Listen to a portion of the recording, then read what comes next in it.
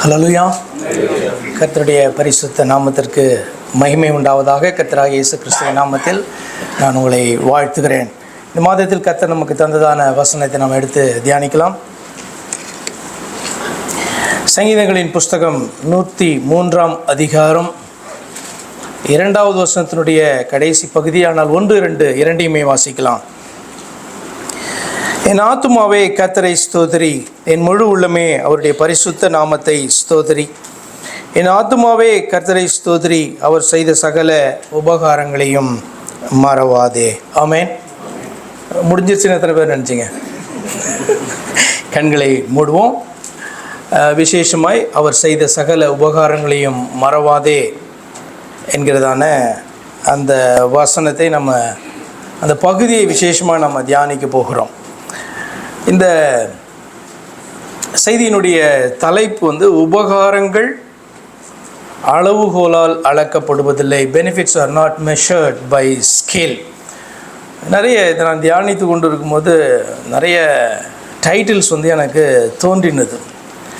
உபகாரங்களை மறவாதே, உருப்படாமல் போகாதே, நல்லா இல்லையே, ரொம்ப நெகட்டிவாக ஸ்டார்ட் பண்ணுற மாதிரி இருக்குமே. உபகாரங்களை மறவாதே, உணர்வில்லாமல் போகாதே, அல்லது நன்மைகளை மறந்து நரகத்தில் வீழாதே, இப்படிலாம் எனக்கு தோணுச்சு. ஆனால் இது எல்லாமே ஆப்டான டைட்டில்ஸ் தான். நான் இதை உங்களுக்கு விளக்கி கொண்டு போகும்போது உங்களுக்கு தெரியும். ரொம்ப சிம்பிளாக உபகாரங்கள், அவர் செய்ததான அத்தனை உபகாரங்களும் நாம் ஒரு அளவுகோலை கொண்டு அளக்க முடியாது என்பதை குறித்து நம்ம தியானித்து இதனால் முடிக்க போகிறோம். கண்களை மூடுவோமா? எங்கள் நண்பாய் நேசிக்கிற எங்கள் பரிசுத்த பிதாவே, இந்த அருமையான நாளுக்காகவும் இந்த வேலைக்காகவும் செய்தி பகுதிக்காகவும் உமக்கு நன்றி செலுத்துகிறோம். நீர் நல்லவர், கிருபை உள்ளவர். பிதாவே, நீர் எங்களுக்கு போதுமானவராய் இருக்கிறீர். எங்கள் மீது கண்களை வைத்து எங்களுக்கு ஆலோசனை சொல்லுகிறவர் மாத்திரமல்ல, உள்ளங்கைகளிலே எங்களை ஏந்துகிறவராய் காணப்படுகிறீர்.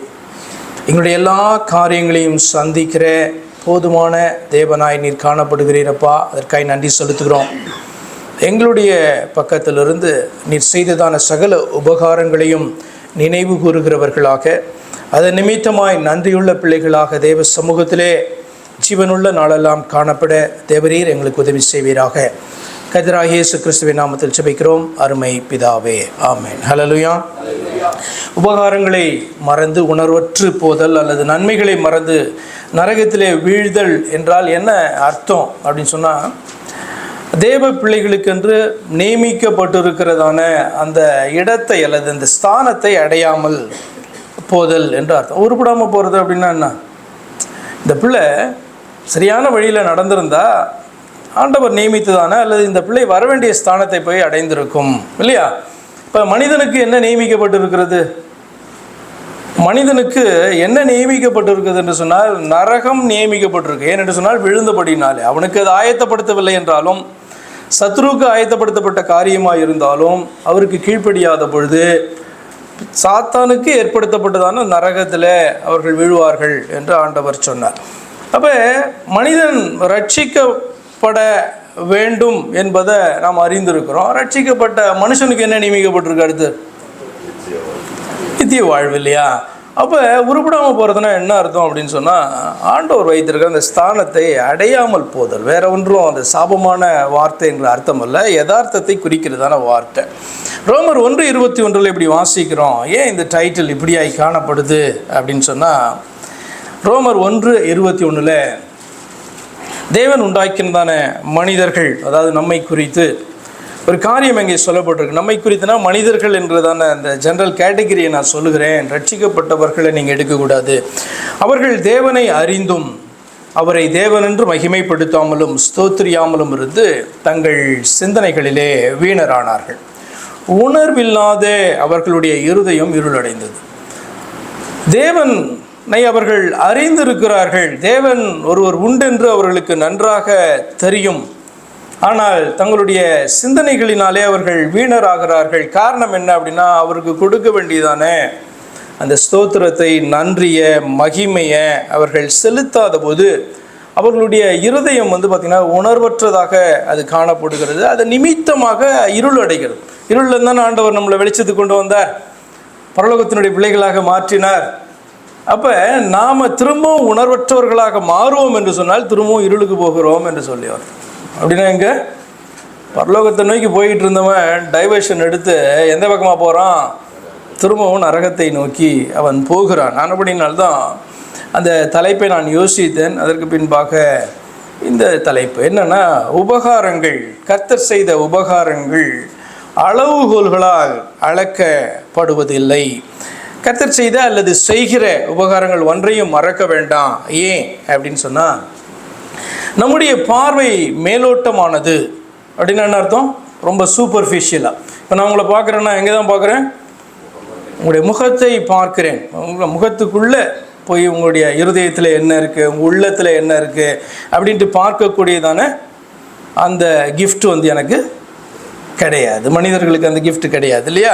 அப்போ நம்முடைய அந்த பார்வை என்பதே ரொம்ப மேலோட்டமானது. உலக பிரகாரமான அளவுகோலை கொண்டு எதையும் பார்க்கக்கூடியதாக காணப்படுது. இது உங்களுக்கு அறிந்திருக்கிறீங்க. நான் நினைக்கிற 2 மாதத்திற்கு முன்பாக வேண்டுமோ இதை குறித்து, அளவுகோலை குறித்து சில காரியங்கள் எல்லாம் நம்ம பார்த்தோம். அப்போ நம் பார்வையில் எல்லாவற்றிற்கும் அளவுகோலும் அதன் அடிப்படையில் எதையும் நிர்ணயிக்கிறதான ஒரு வழக்கம் அல்லது பழக்கம் பார்த்திங்கன்னா மனிதர்களுக்கு இயற்கையாகவே உண்டாய் இருக்கிறது. கர்த்தர் நமக்கு செய்கிறதான உபகாரங்களில் பெரிய உபகாரம், சின்ன உபகாரம்னா என்ன? ஃபஸ்ட்டு அதை கிளாரிஃபை பண்ணிவிடும். உபகாரம்னா உதவி, நன்மை அப்படின்னா. அப்போ கர்த்தர் செய்கிறதான உபகாரங்களில் பெரிய உபகாரம் இது பார்த்திங்கன்னா ரொம்ப முக்கியம் அல்ல, இது சாதாரண காரியம் என்கிறதான அந்த எண்ணம் பார்த்திங்கன்னா தவறானது. ஆனால் அப்படி தான் நமக்கு இயற்கையாகவே தோன்றும். பல வேளைகளில் இதெல்லாம் ஒரு உபகாரமே இல்லை அப்படின்னு சொல்லி கூட பார்த்திங்கன்னா நம்ம பார்க்கக்கூடியவர்களாக இருக்கிறோம். அதுதான் பார்த்திங்கன்னா யதார்த்த உண்மை. உபகாரங்களில் பல நம் கண்களுக்கு அற்பமாக கூட பார்த்திங்கன்னா தோன்றலாம். ஆனால் அவைகளே அதிக அவசியமானவைகள் என்பதை நம்ம மறந்து போய்விடக்கூடாது. பவுல் அப்போஸ்தலன் 1 கொரிந்தியர் 12:22 இப்படி சொல்கிறாரு. 1 கொரிந்தியர் 12:22 அவர் வரங்களை குறித்து பேசும்போது சபையில் எப்படியாக அந்த வரங்கள் காணப்படுகிறது, ஏன் ஆண்டவர் கொடுத்திருக்கிறார், வரங்களில் நம்முடைய கண்களுக்கு நம்முடைய எண்ணங்களுக்கு இது பெரிய வரம், இது சின்ன வரம் அப்படின்லாம் நமக்கு தோன்றலாம். ஆனால் எல்லா வரங்களும் முக்கியமான வரங்கள் தான். எங்கெங்கே என்னென்ன வரங்கள் தேவையோ அந்த வரங்களை கொடுத்து ஆண்டவர் என்ன பண்ணுறாரு? தன்னுடைய மகிமைக்கென்று பயன்படுத்துகிறார் இல்லையா? அப்போ அதை குறித்து பவுல் விளக்கி கொண்டு வரும்போது புரிதலுக்காக அவர் இதை இல்லஸ்ட்ரேஷனை கொடுத்தார். என்ன அப்படின்னா 22வது வசனம், சரீர அவயவங்களில் பலவீனம் உள்ளவைகளாய் காணப்படுகிறவைகளே மிகவும் வேண்டியவைகளாய் இருக்கிறது அப்படி சொல்கிறார். சரீர அவயவங்களில் பலவீனமான அவயவம்னா என்ன அர்த்தம்? இப்போ நமக்கு வெளியில் இருக்கிற கை, கால் இதெல்லாம் பார்த்திங்கன்னா நம்ம பயங்கர ஸ்ட்ராங்கு அப்படின்னு நம்ம நினச்சிட்ருக்கோம். ஆனால் பார்த்திங்க அப்படின்னு சொன்னால் உள்ளுக்குள்ளார காணப்படுறதான ஹார்ட்டு, கிட்னி, லங்ஸு, லிவரு இதெல்லாம் ரொம்ப சாஃப்டான இது. அது உள்ளுக்குள்ளார வச்சு ஆண்டவர் எல்லாம் விழா எலும்பெல்லாம் வச்சு கவர் பண்ணி ரொம்ப சேஃபாக என்ன பண்ணுறாங்க, உள்ளே வச்சுருக்கிறாங்க. வெளியில் எடுத்து வச்சா எப்படி இருக்கும் இல்லையா? அப்போ நமக்கு இது ஒரு பலவீனமாய் காணப்படுகிறது அப்படின்னு நினைக்கிறதுக்கு பார்த்திங்கன்னா அதிக முக்கியத்துவம் கொடுக்கப்படுகிறது. நீங்கள் பார்ப்பீர்கள். அதை வச்சு என்ன பண்ணுறாரு அவர்? எல்லாமே முக்கியம். ஆண்டவரிடத்துலேருந்து பெறுகிறதான சகல ஈவும் பார்த்திங்கன்னா முக்கியமானது என்று சொல்லி அவர் சொல்கிறார். இப்போ ஆரம்பத்தில் வர்ஷிப் ஸ்டார்டிங்கில் சுரேஷ் சொன்னார், நாசியிலே சுவாசம் தந்தீங்க உமக்கு நன்றி அப்படின்ட்டு பார்த்திங்கன்னா அவர் சொன்னார். கொஞ்சம் நீங்கள் சிந்தித்து பாருங்கள். உங்களுடைய சிந்தனைக்காக இந்த ஒரு சின்ன இல்லஸ்ட்ரேஷன். இப்போ நீங்கள் காஸ்ட் ஆஃப் லிவிங் அப்படின்றதான ஒரு வார்த்தையை கேள்விப்பட்டிருப்பீங்கள்ல. காஸ்ட் ஆஃப் லிவிங்னா என்ன அர்த்தத்தில் நம்ம சொல்கிறோம்?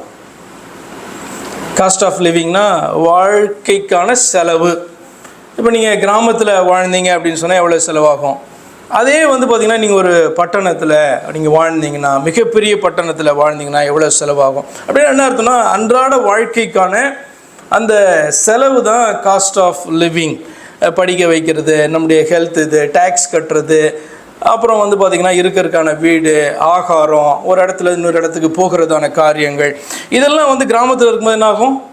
ரொம்ப கம்மியாக இருக்கும் இல்லையா? ஆனால் பட்டணத்துக்கு வரும்போது மிக அதிகமாக காணப்படும். ஒரு காஸ்மோபாலிட்டின், மெட்ரோபாலிட்டின் சிட்டினா அது மிக அதிகமாக நீங்கள் செலவு பண்ணணும். இதுதான் காஸ்ட் ஆஃப் லிவிங் அப்படின்ட்டு என்ன பண்ணுறோம் நம்ம சொல்கிறோம். ஆனால் காஸ்ட் ஆஃப் லிவிங் அப்படின்னு சொன்னால் அவ்வளவுதானா? கொஞ்சம் சிந்திச்சு பாருங்கள். காஸ்ட் ஆஃப் லிவிங்னா அவ்வளோதானா? ஏன்னா நம்முடைய பார்வையில் காஸ்ட் ஆஃப் லிவிங்னா என்ன? அது பணம் சம்பந்தப்பட்டதாகவே வந்து பார்த்திங்கன்னா அது காணப்படுகிறது. அப்போ ஒரு சொன்னதை போல் நாசியில் சுவாசம் அப்படின்னா பிராண வாயு ஆக்சிஜனை வந்து பார்த்திங்கன்னா எடுக்கிறதான காரியம். நம்ம லீவ் பண்ணுறதுக்கு ஆக்சிஜன் வேணும். இப்போ ஆக்சிஜன் நீங்கள் வாங்கினீங்க அப்படின்னு சொன்னால் எவ்வளவு? மெடிக்கல் ஆக்சிஜன் பார்த்தீங்க அப்படின்னு சொன்னால் ஒரு 10 லிட்டர்ஸ், அதுவும் சிலிண்டரில் அடைத்து ஃபில் பண்ணது ஒரு 5000 ரூபா. அதனுடைய குவாலிட்டியை பொறுத்து, சிலிண்டரை பொறுத்து, கம்பெனியை பொறுத்து, அது கிடைக்கிற இடத்தை பொறுத்து அதனுடைய விலைகள் மாறுபடலாம். ஃபார் எக்ஸாம்பிள் கொரோனா டைமில் அதுக்கு விலையே கிடையாதுல்ல, அவ்வளோ இல்லையா? அப்போ ஆக்சிஜன் வந்து பார்த்தீங்க அப்படின்னு சொன்னால் நமக்கு மிக முக்கியம் அப்படின்னு நமக்கு தெரியும். ஒரு மனுஷன் வாழ்கிறதற்கு வந்து பார்த்திங்கன்னா ஏறக்குறைய 400 லிட்டர் ஆக்சிஜன் ஒரு நாளைக்கு வந்து அவன் பயன்படுத்துகிறான். நீங்கள் நிறைய பேர் மெடிக்கல் ஃபீல்டில் இருக்கீங்கள்ல, உங்களுக்கெல்லாம் ஒரு அசைன்மெண்ட் கடைசியாக நான் கொடுக்குறேன். நீங்கள் இதை செக் பண்ணி பாருங்கள். ஒரு மனுஷன் இந்த உலகத்தில் ஒரு நாள் வாழ்வதற்கு எவ்வளவு வந்து பார்த்திங்கன்னா பணத்தின் அடிப்படையில் செலவு அப்படின்னு நீங்கள் வந்து பார்த்திங்கன்னா நீங்கள் ஆராய்ந்து பார்க்க வேண்டும். அப்போ 400 லிட்டர் ஒருத்தன் வந்து யூஸ் பண்ணுறான். இப்போ மெடிக்கல் ஃபீல்டில் இருக்கும் பொழுது நீங்கள் எப்படி ஆக்சிஜனை கொடுப்பாங்க அப்படின்னு சொன்னால் லிட்டர்ஸ் பர் மினிட். அவனுக்கு எவ்வளவு தேவை அப்படின்னு சொன்னால் என்ன அர்த்தம்? எந்த அளவுக்கு அவனால் அதை எடுக்க முடியும், ரொம்ப அதிகமாக தேவையா இல்லையா, அதெல்லாம் பொறுத்து வந்து பார்த்திங்கன்னா 1லேருந்து 60 LPM வரைக்கும் வந்து பார்த்திங்க அப்படின்னு சொன்னால் சரி அப்ராக்சிமேட்டாக நம்ம எடுத்துப்போம். 1 லிட்டர் 500 ரூபாய் எடுத்துக்கிட்டிங்க அப்படின்னு சொன்னால் 400 லிட்டர் தேவை அப்படின்னா 2 லட்சம். ஒரு மனுஷன் ஒரு நாளைக்கு 2 லட்சம் ரூபாய் வந்து பார்த்திங்கன்னா அட்லீஸ்ட்டு நீங்கள் வந்து ஆக்சிஜனுக்கு நீங்கள் செலவு பண்ணணும். வெண்டிலேட்டர் கேள்விப்பட்டிருப்பீங்களே, வெண்டிலேட்டரில் வைக்கிறதுக்கு ரெஸ்பிரேட்டரி சப்போர்ட்டுக்காக தானே வெண்டிலேட்டரில் வைக்கிறோம். வெண்டிலேட்டருனுடைய விலை உங்களுக்கு தெரியும் இல்லையா? ஒரு அப்ராக்சிமேட்டாக எடுத்துக்கோங்க எவ்வளோ ஆகுது என்று சொல்லி. கிட்னி டயாலிசிஸ் பண்ணுறது அப்படின்னு சொன்னால் ஏறக்குறைய ஒரு 3000 ரூபாய் ஒரு செஷனுக்கு நீங்கள் பண்ணணும். கவர்மெண்ட் ஹாஸ்பிட்டல்னா 100-200 இருக்கும். ஆனால் அது வந்து யாரோ ஒருத்தர் செலவு பண்ணுறாங்களா இல்லையா? அப்போ நார்மலாக உங்களுக்கு வந்து பார்த்திங்கன்னா 2000 இல்லை 3000 ஒரு செஷனுக்கு நீங்கள் செலவு பண்ணணும். அப்படின்னா 3 நாளைக்கு ஒரு தடவை இல்லைன்னா 2 நாளைக்கு ஒரு தடவை, சிலருக்கு டெய்லி வந்து பார்த்திங்கன்னா டயாலிசிஸ் வந்து பண்ண வேண்டியது இருக்கும். அப்போ நம்முடைய கிட்னி வந்து தொடர்ந்து லைஃப் ஃபுல்லாக அது வேலை பண்ணிக்கிட்டு இருக்குது அப்படின்ட்டு நீங்கள் பார்த்தீங்க அப்படின்னு சொன்னால் எவ்வளவு அது வந்து செலவு. ஹார்ட் பம்ப் பண்ணல அப்படின்னு சொன்னால் அதுக்கு சப்போர்ட் வச்சா எவ்வளோ ஆகும். லிவர் வந்து க்ளீன் பண்ணல, ஒர்க் பண்ணலன்னா அதுக்கு வந்து பார்த்திங்கன்னா எவ்வளோ செலவு. இதெல்லாம் வந்து யாருக்கு? சுரேஷ்க்கு ஒரு அசைன்மெண்ட்டாக கொடுப்போமா? ஒரு மனுஷன் வாழறதுக்கு ஒரு நாளுக்கு எவ்வளவு அவனுக்கு செலவு ஆகுது அப்படின்னு சொல்லிட்டு.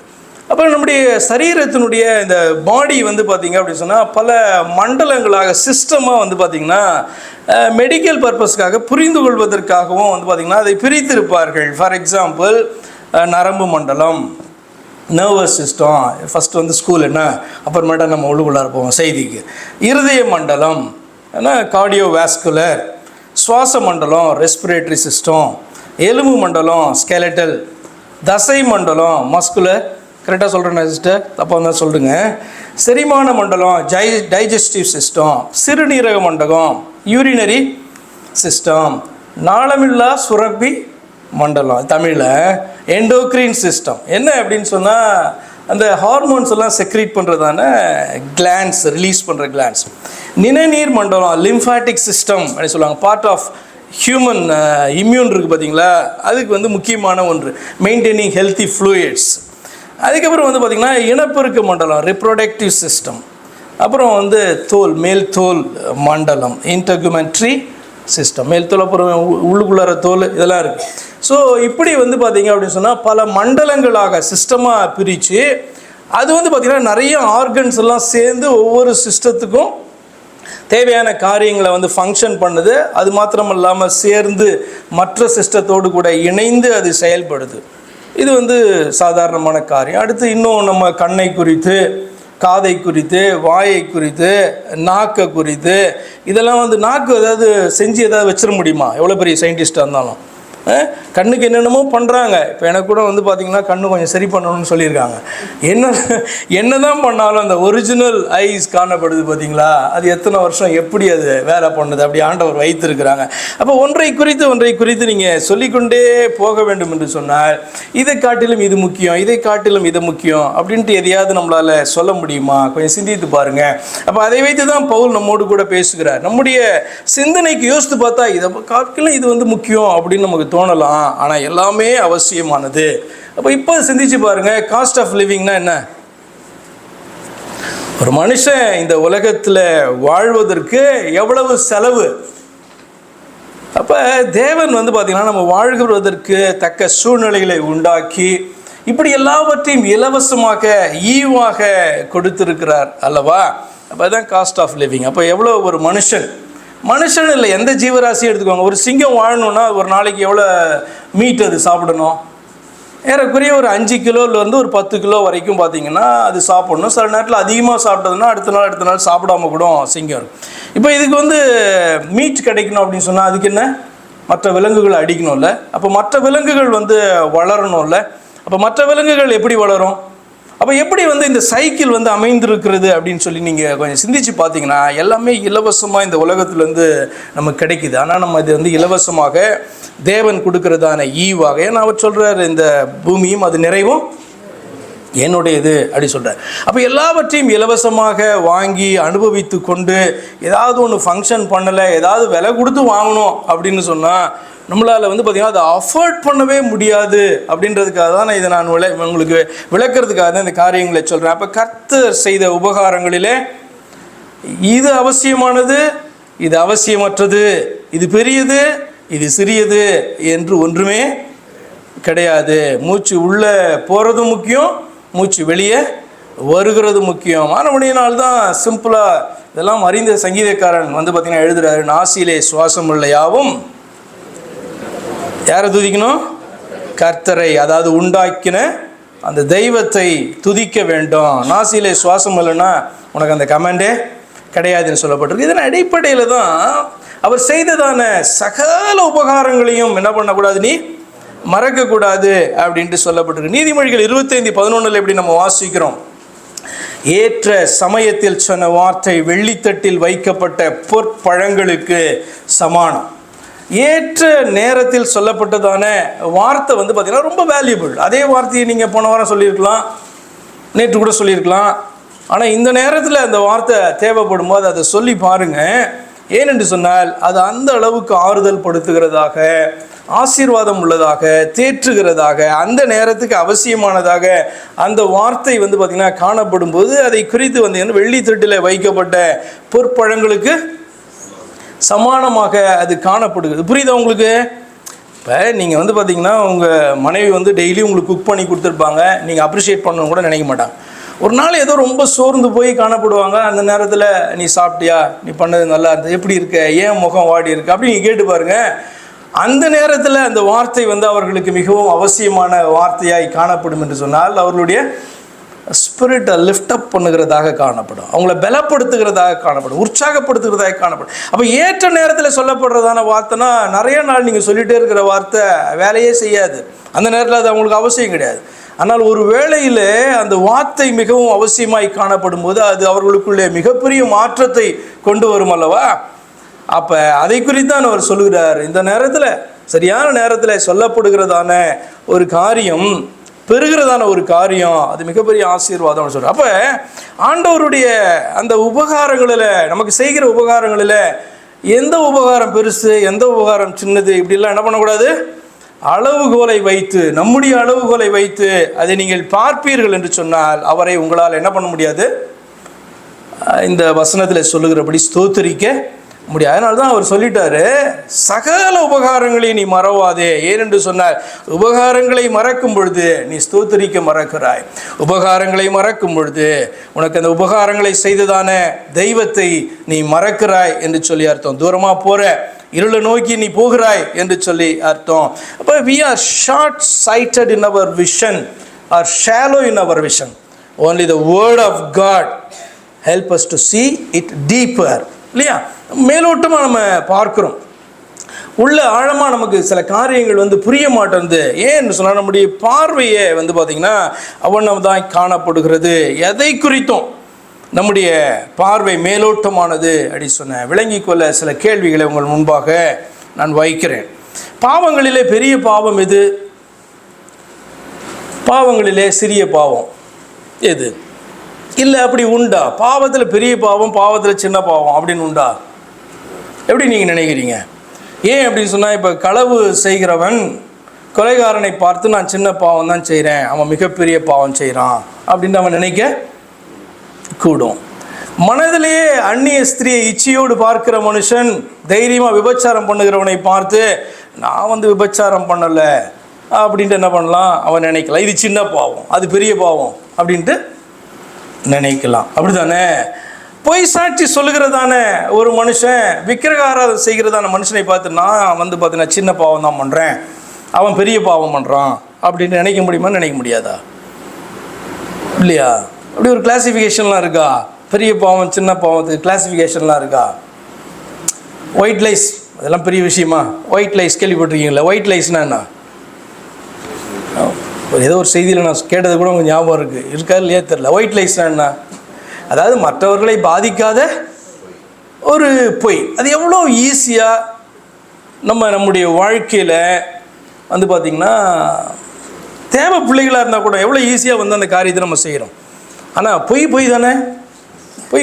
ஒயிட் லைஸ்னால் என்ன அப்படின்னு சொன்னால், மற்றவருடைய முகம் கோணாது இருக்கும்படியாய் சொல்லுகிறதான செய்கிறதான காரியங்களுக்கு பேர் தான் ஒயிட் லைஸ். இப்போ ஒருத்தர் வந்து பார்த்தீங்க அப்படின்னு சொன்னால், ஒரு இன்றைக்கி வந்து ஒரு சட்டை அவருடைய கலரை சேஞ்ச் பண்ணியிருக்கார். அவனது எப்படி இருக்குது அப்படின்னு கேட்குறாரு. நல்லா இல்லை, ஆனால் அவருடைய முகம் கோணக்கூடாதுன்னு நான் என்ன சொல்கிறேன்? நல்லா இருக்குது, சூப்பராக இருக்குது அப்படி சொல்கிறேன்ல. நான் என்ன பண்ணுறேன்? White lies. மனைவி சாரீ கட்டியிருக்கா அன்றைக்கி, இந்த சாரீ வந்து ரொம்ப நல்லா இருக்கும், உனக்கு நல்லா இருக்காது அப்படி நம்ம சொல்கிறோம். அப்படின்னா ஏன் முகம் கோணாது இருக்கும்படியாக சொல்கிறேன். நீங்கள் அதை அவாய்ட் பண்ணிட்டு போனால் கூட பரவாயில்ல, ஆனால் மற்றவருடைய முகம் கோணக்கூடாது என்று சொல்லி நம்ம வந்து பார்த்திங்கன்னா சொல்லுகிறதான செய்கிறதான காரியம் அது உண்மைக்கு முரணாய் இருக்குமானால் அதுக்கு பேர் என்ன உலகம் வச்சுருக்கு? White lies. White lies R allowed அப்படின்னு சொல்லி என்ன பண்ணி உலகம் வைக்குது. ஆனால் கர்த்தருடைய பார்வையில் இது பொய் அப்படின்ட்டு சொன்னால் அது பொய் தான். நீ பொய்யின் பக்கம் நீ சாட்சியாக நிற்கிறாய். அப்போ பொய் சாட்சி பண்ணுகிறது வந்து பார்த்தீங்கன்னா சொல்லுகிறது, பொய்யின் பக்கம் நிற்கிறது வந்து விக்கிரக ஆராதனை செய்கிற பாவத்திற்கு குறைவான பாவம் அல்ல. நன்றாக புரிந்து கொள்ளுங்க. பொய் சாட்சின்னு அர்த்தம் பொய்யின் பக்கம் நிற்கிறது. அங்கே போய் விக்கிரகத்தின் முன்னாடி நிற்கிறான், இங்கே என்ன பண்ணுறான்? பொய்யின் பக்கம் நிற்கிறான். அப்படின்னு என்ன அர்த்தம்? பிசாசின் பக்கம் நிற்கிறான், அவ்வளோதானே. பொய்யின் பக்கம் நிற்கிறீங்க அப்படின்னு சொன்னால் நீங்கள் பொய் சாட்சிக்காரன். நீங்கள் விக்கிரகத்துக்கு பின்னாடி போயினீங்கன்னா பொய்யின் பின்னாடி போய் நிற்கிறீங்க, ஆமாம் தானே. இருளுக்கு முன்பாக போய் நீங்கள் நிற்கிறீர்கள். அப்போ பாவத்தில் கிளாசிஃபை பண்ணும்போது நம்ம ஒருவேளை நம்முடைய திருப்திக்காக நம்ம வந்து இது பெரிய பாவம், இது சின்ன பாவம்னு சொல்லலாம். ஆனால் வேதம் வந்து பார்த்திங்கன்னா அப்படி சொல்லுகிறது இல்லை.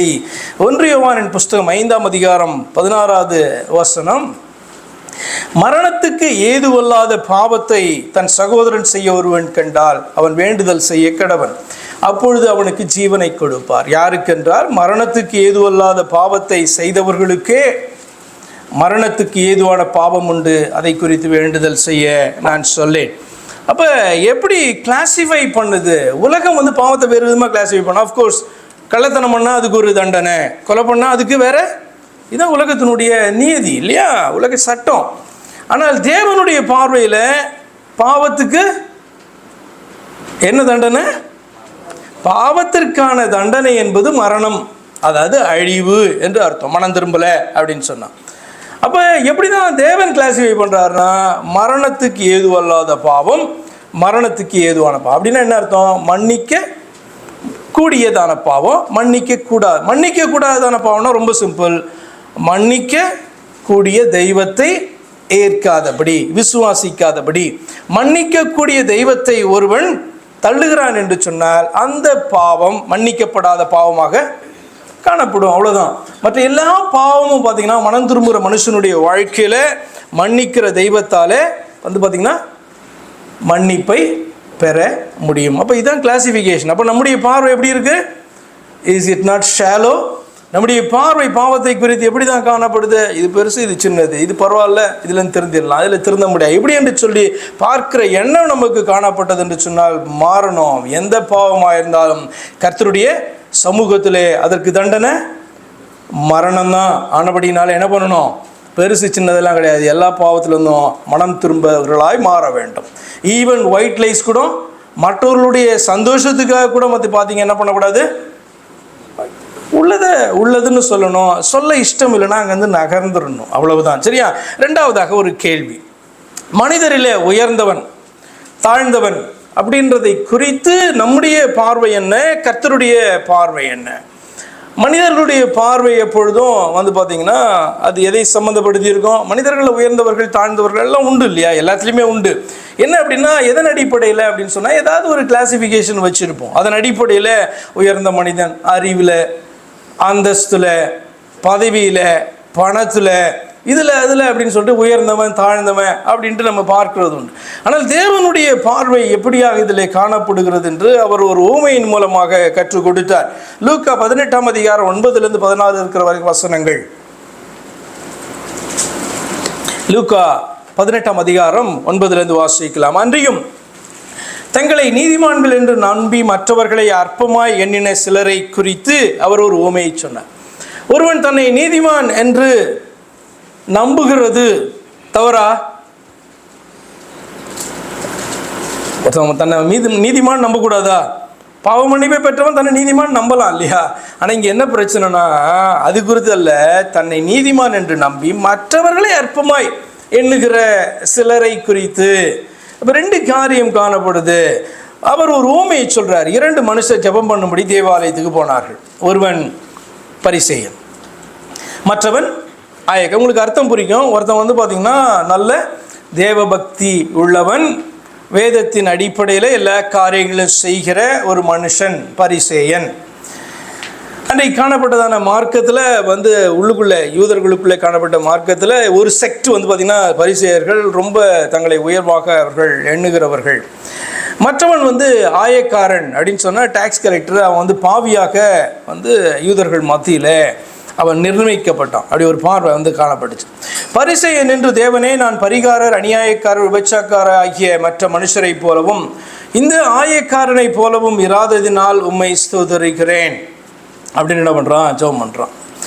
வாரத்தில் 2 தரம் உபவாசிக்கிறேன், என் சம்பாத்தியில் எல்லாம் தசமபாகம் செலுத்தி வருகிறேன் என்று தனக்குள்ளே ஜெபம் பண்ணினான். ஆயக்காரன் தூரத்தில் நின்று தன் கண்களையும் வானத்துக்கு ஏறெடுக்க, பாவிதான் அவன், உண்மையாலும் பாவிதான். ஆனால் என்ன அப்படின்னு சொன்னால் மனம் திரும்புகிறபடினால்தான், தான் பாவி என்ற உணர்வடைகிறபடினால்தான் அவனுக்கு பார்த்திங்கன்னா அந்த குற்ற உணர்வினாலே அவன் தூரத்தில் நின்று கண்களை வானத்துக்கு ஏறெடுக்க துணியாமல் தன் மார்பிலே அடித்து கொண்டு, நார்மல் ஆயக்காரன் பண்ண மாட்டான், அப்படின்னா இவன் மனம் திரும்புகிற ஆயக்காரன் என்று அர்த்தம். தன் மார்பிலே அடித்து கொண்டு தேவனே பாவியாகி என்மேல் கிருபையாயிரும் என்றான். ஆண்டவர் சொல்றாரு, அவனல்ல, இவனே நீதிமானாக்கப்பட்டவனாய் தன் வீட்டிற்கு திரும்பி போனான் என்று உங்களுக்கு சொல்லுகிறேன். ஏனெனில் தன்னை உயர்த்துகிறவன் எவனும் தாழ்த்தப்படுவான், தன்னை தாழ்த்துகிறவன் உயர்த்தப்படுவான். அப்போ நம்முடைய பார்வையிலே உயர்ந்தவன் அப்படின்ட்டு யாரை பார்க்குறோம்? தாழ்ந்தவன் யாரை பார்க்குறோம்? எவன் ஒருவன் தன்னை தாழ்த்துகிறானோ தேவனுக்கு முன்பாக, மனிதர்களுக்கு முன்பாக மனத்தாழ்மை உள்ள மனுஷனாக காணப்படுறான் பாருங்க, அவனை ஆண்டவர் சொல்றாரு இவன் உயர்ந்தவன். அதே நேரத்தில் பார்த்தீங்க அப்படின்னு சொன்னால் மனிதர்களால் மதிக்கப்பட்டவனாய் காணப்படலாம். ஆனால் அதே நேரத்தில் மனத்தாழ்மை கிடையாது, பெருமை காணப்படுது. ஆண்டவருடைய சமூகத்திலையும் சரி மற்ற ஜனங்களுக்கு முன்பாகவும் அவனை குறித்து வேதம் சொல்லுகிறது, அவன் அல்லது ஆண்டவருடைய பார்வையில் அவன் எப்படிப்பட்டவன்? தாழ்ந்த மனுஷன் அப்படி சொல்கிறார். அழகு அசிங்கம், இதை குறித்து நம்முடைய பார்வை என்ன? அழகுனா என்ன? பார்க்க ப்ளசண்ட்டாக இருக்கணும், வெளிப்பிரகாரமாக பார்க்கிறதற்கு நன்றாக இருக்கணும், நல்ல வடிவாக இருக்கணும் இல்லையா? அதுதான் பார்த்திங்கன்னா அழகு. நம்முடைய பார்வையில் அதுதான் அழகு. நத்திங் ராங், உண்மைதான் அது.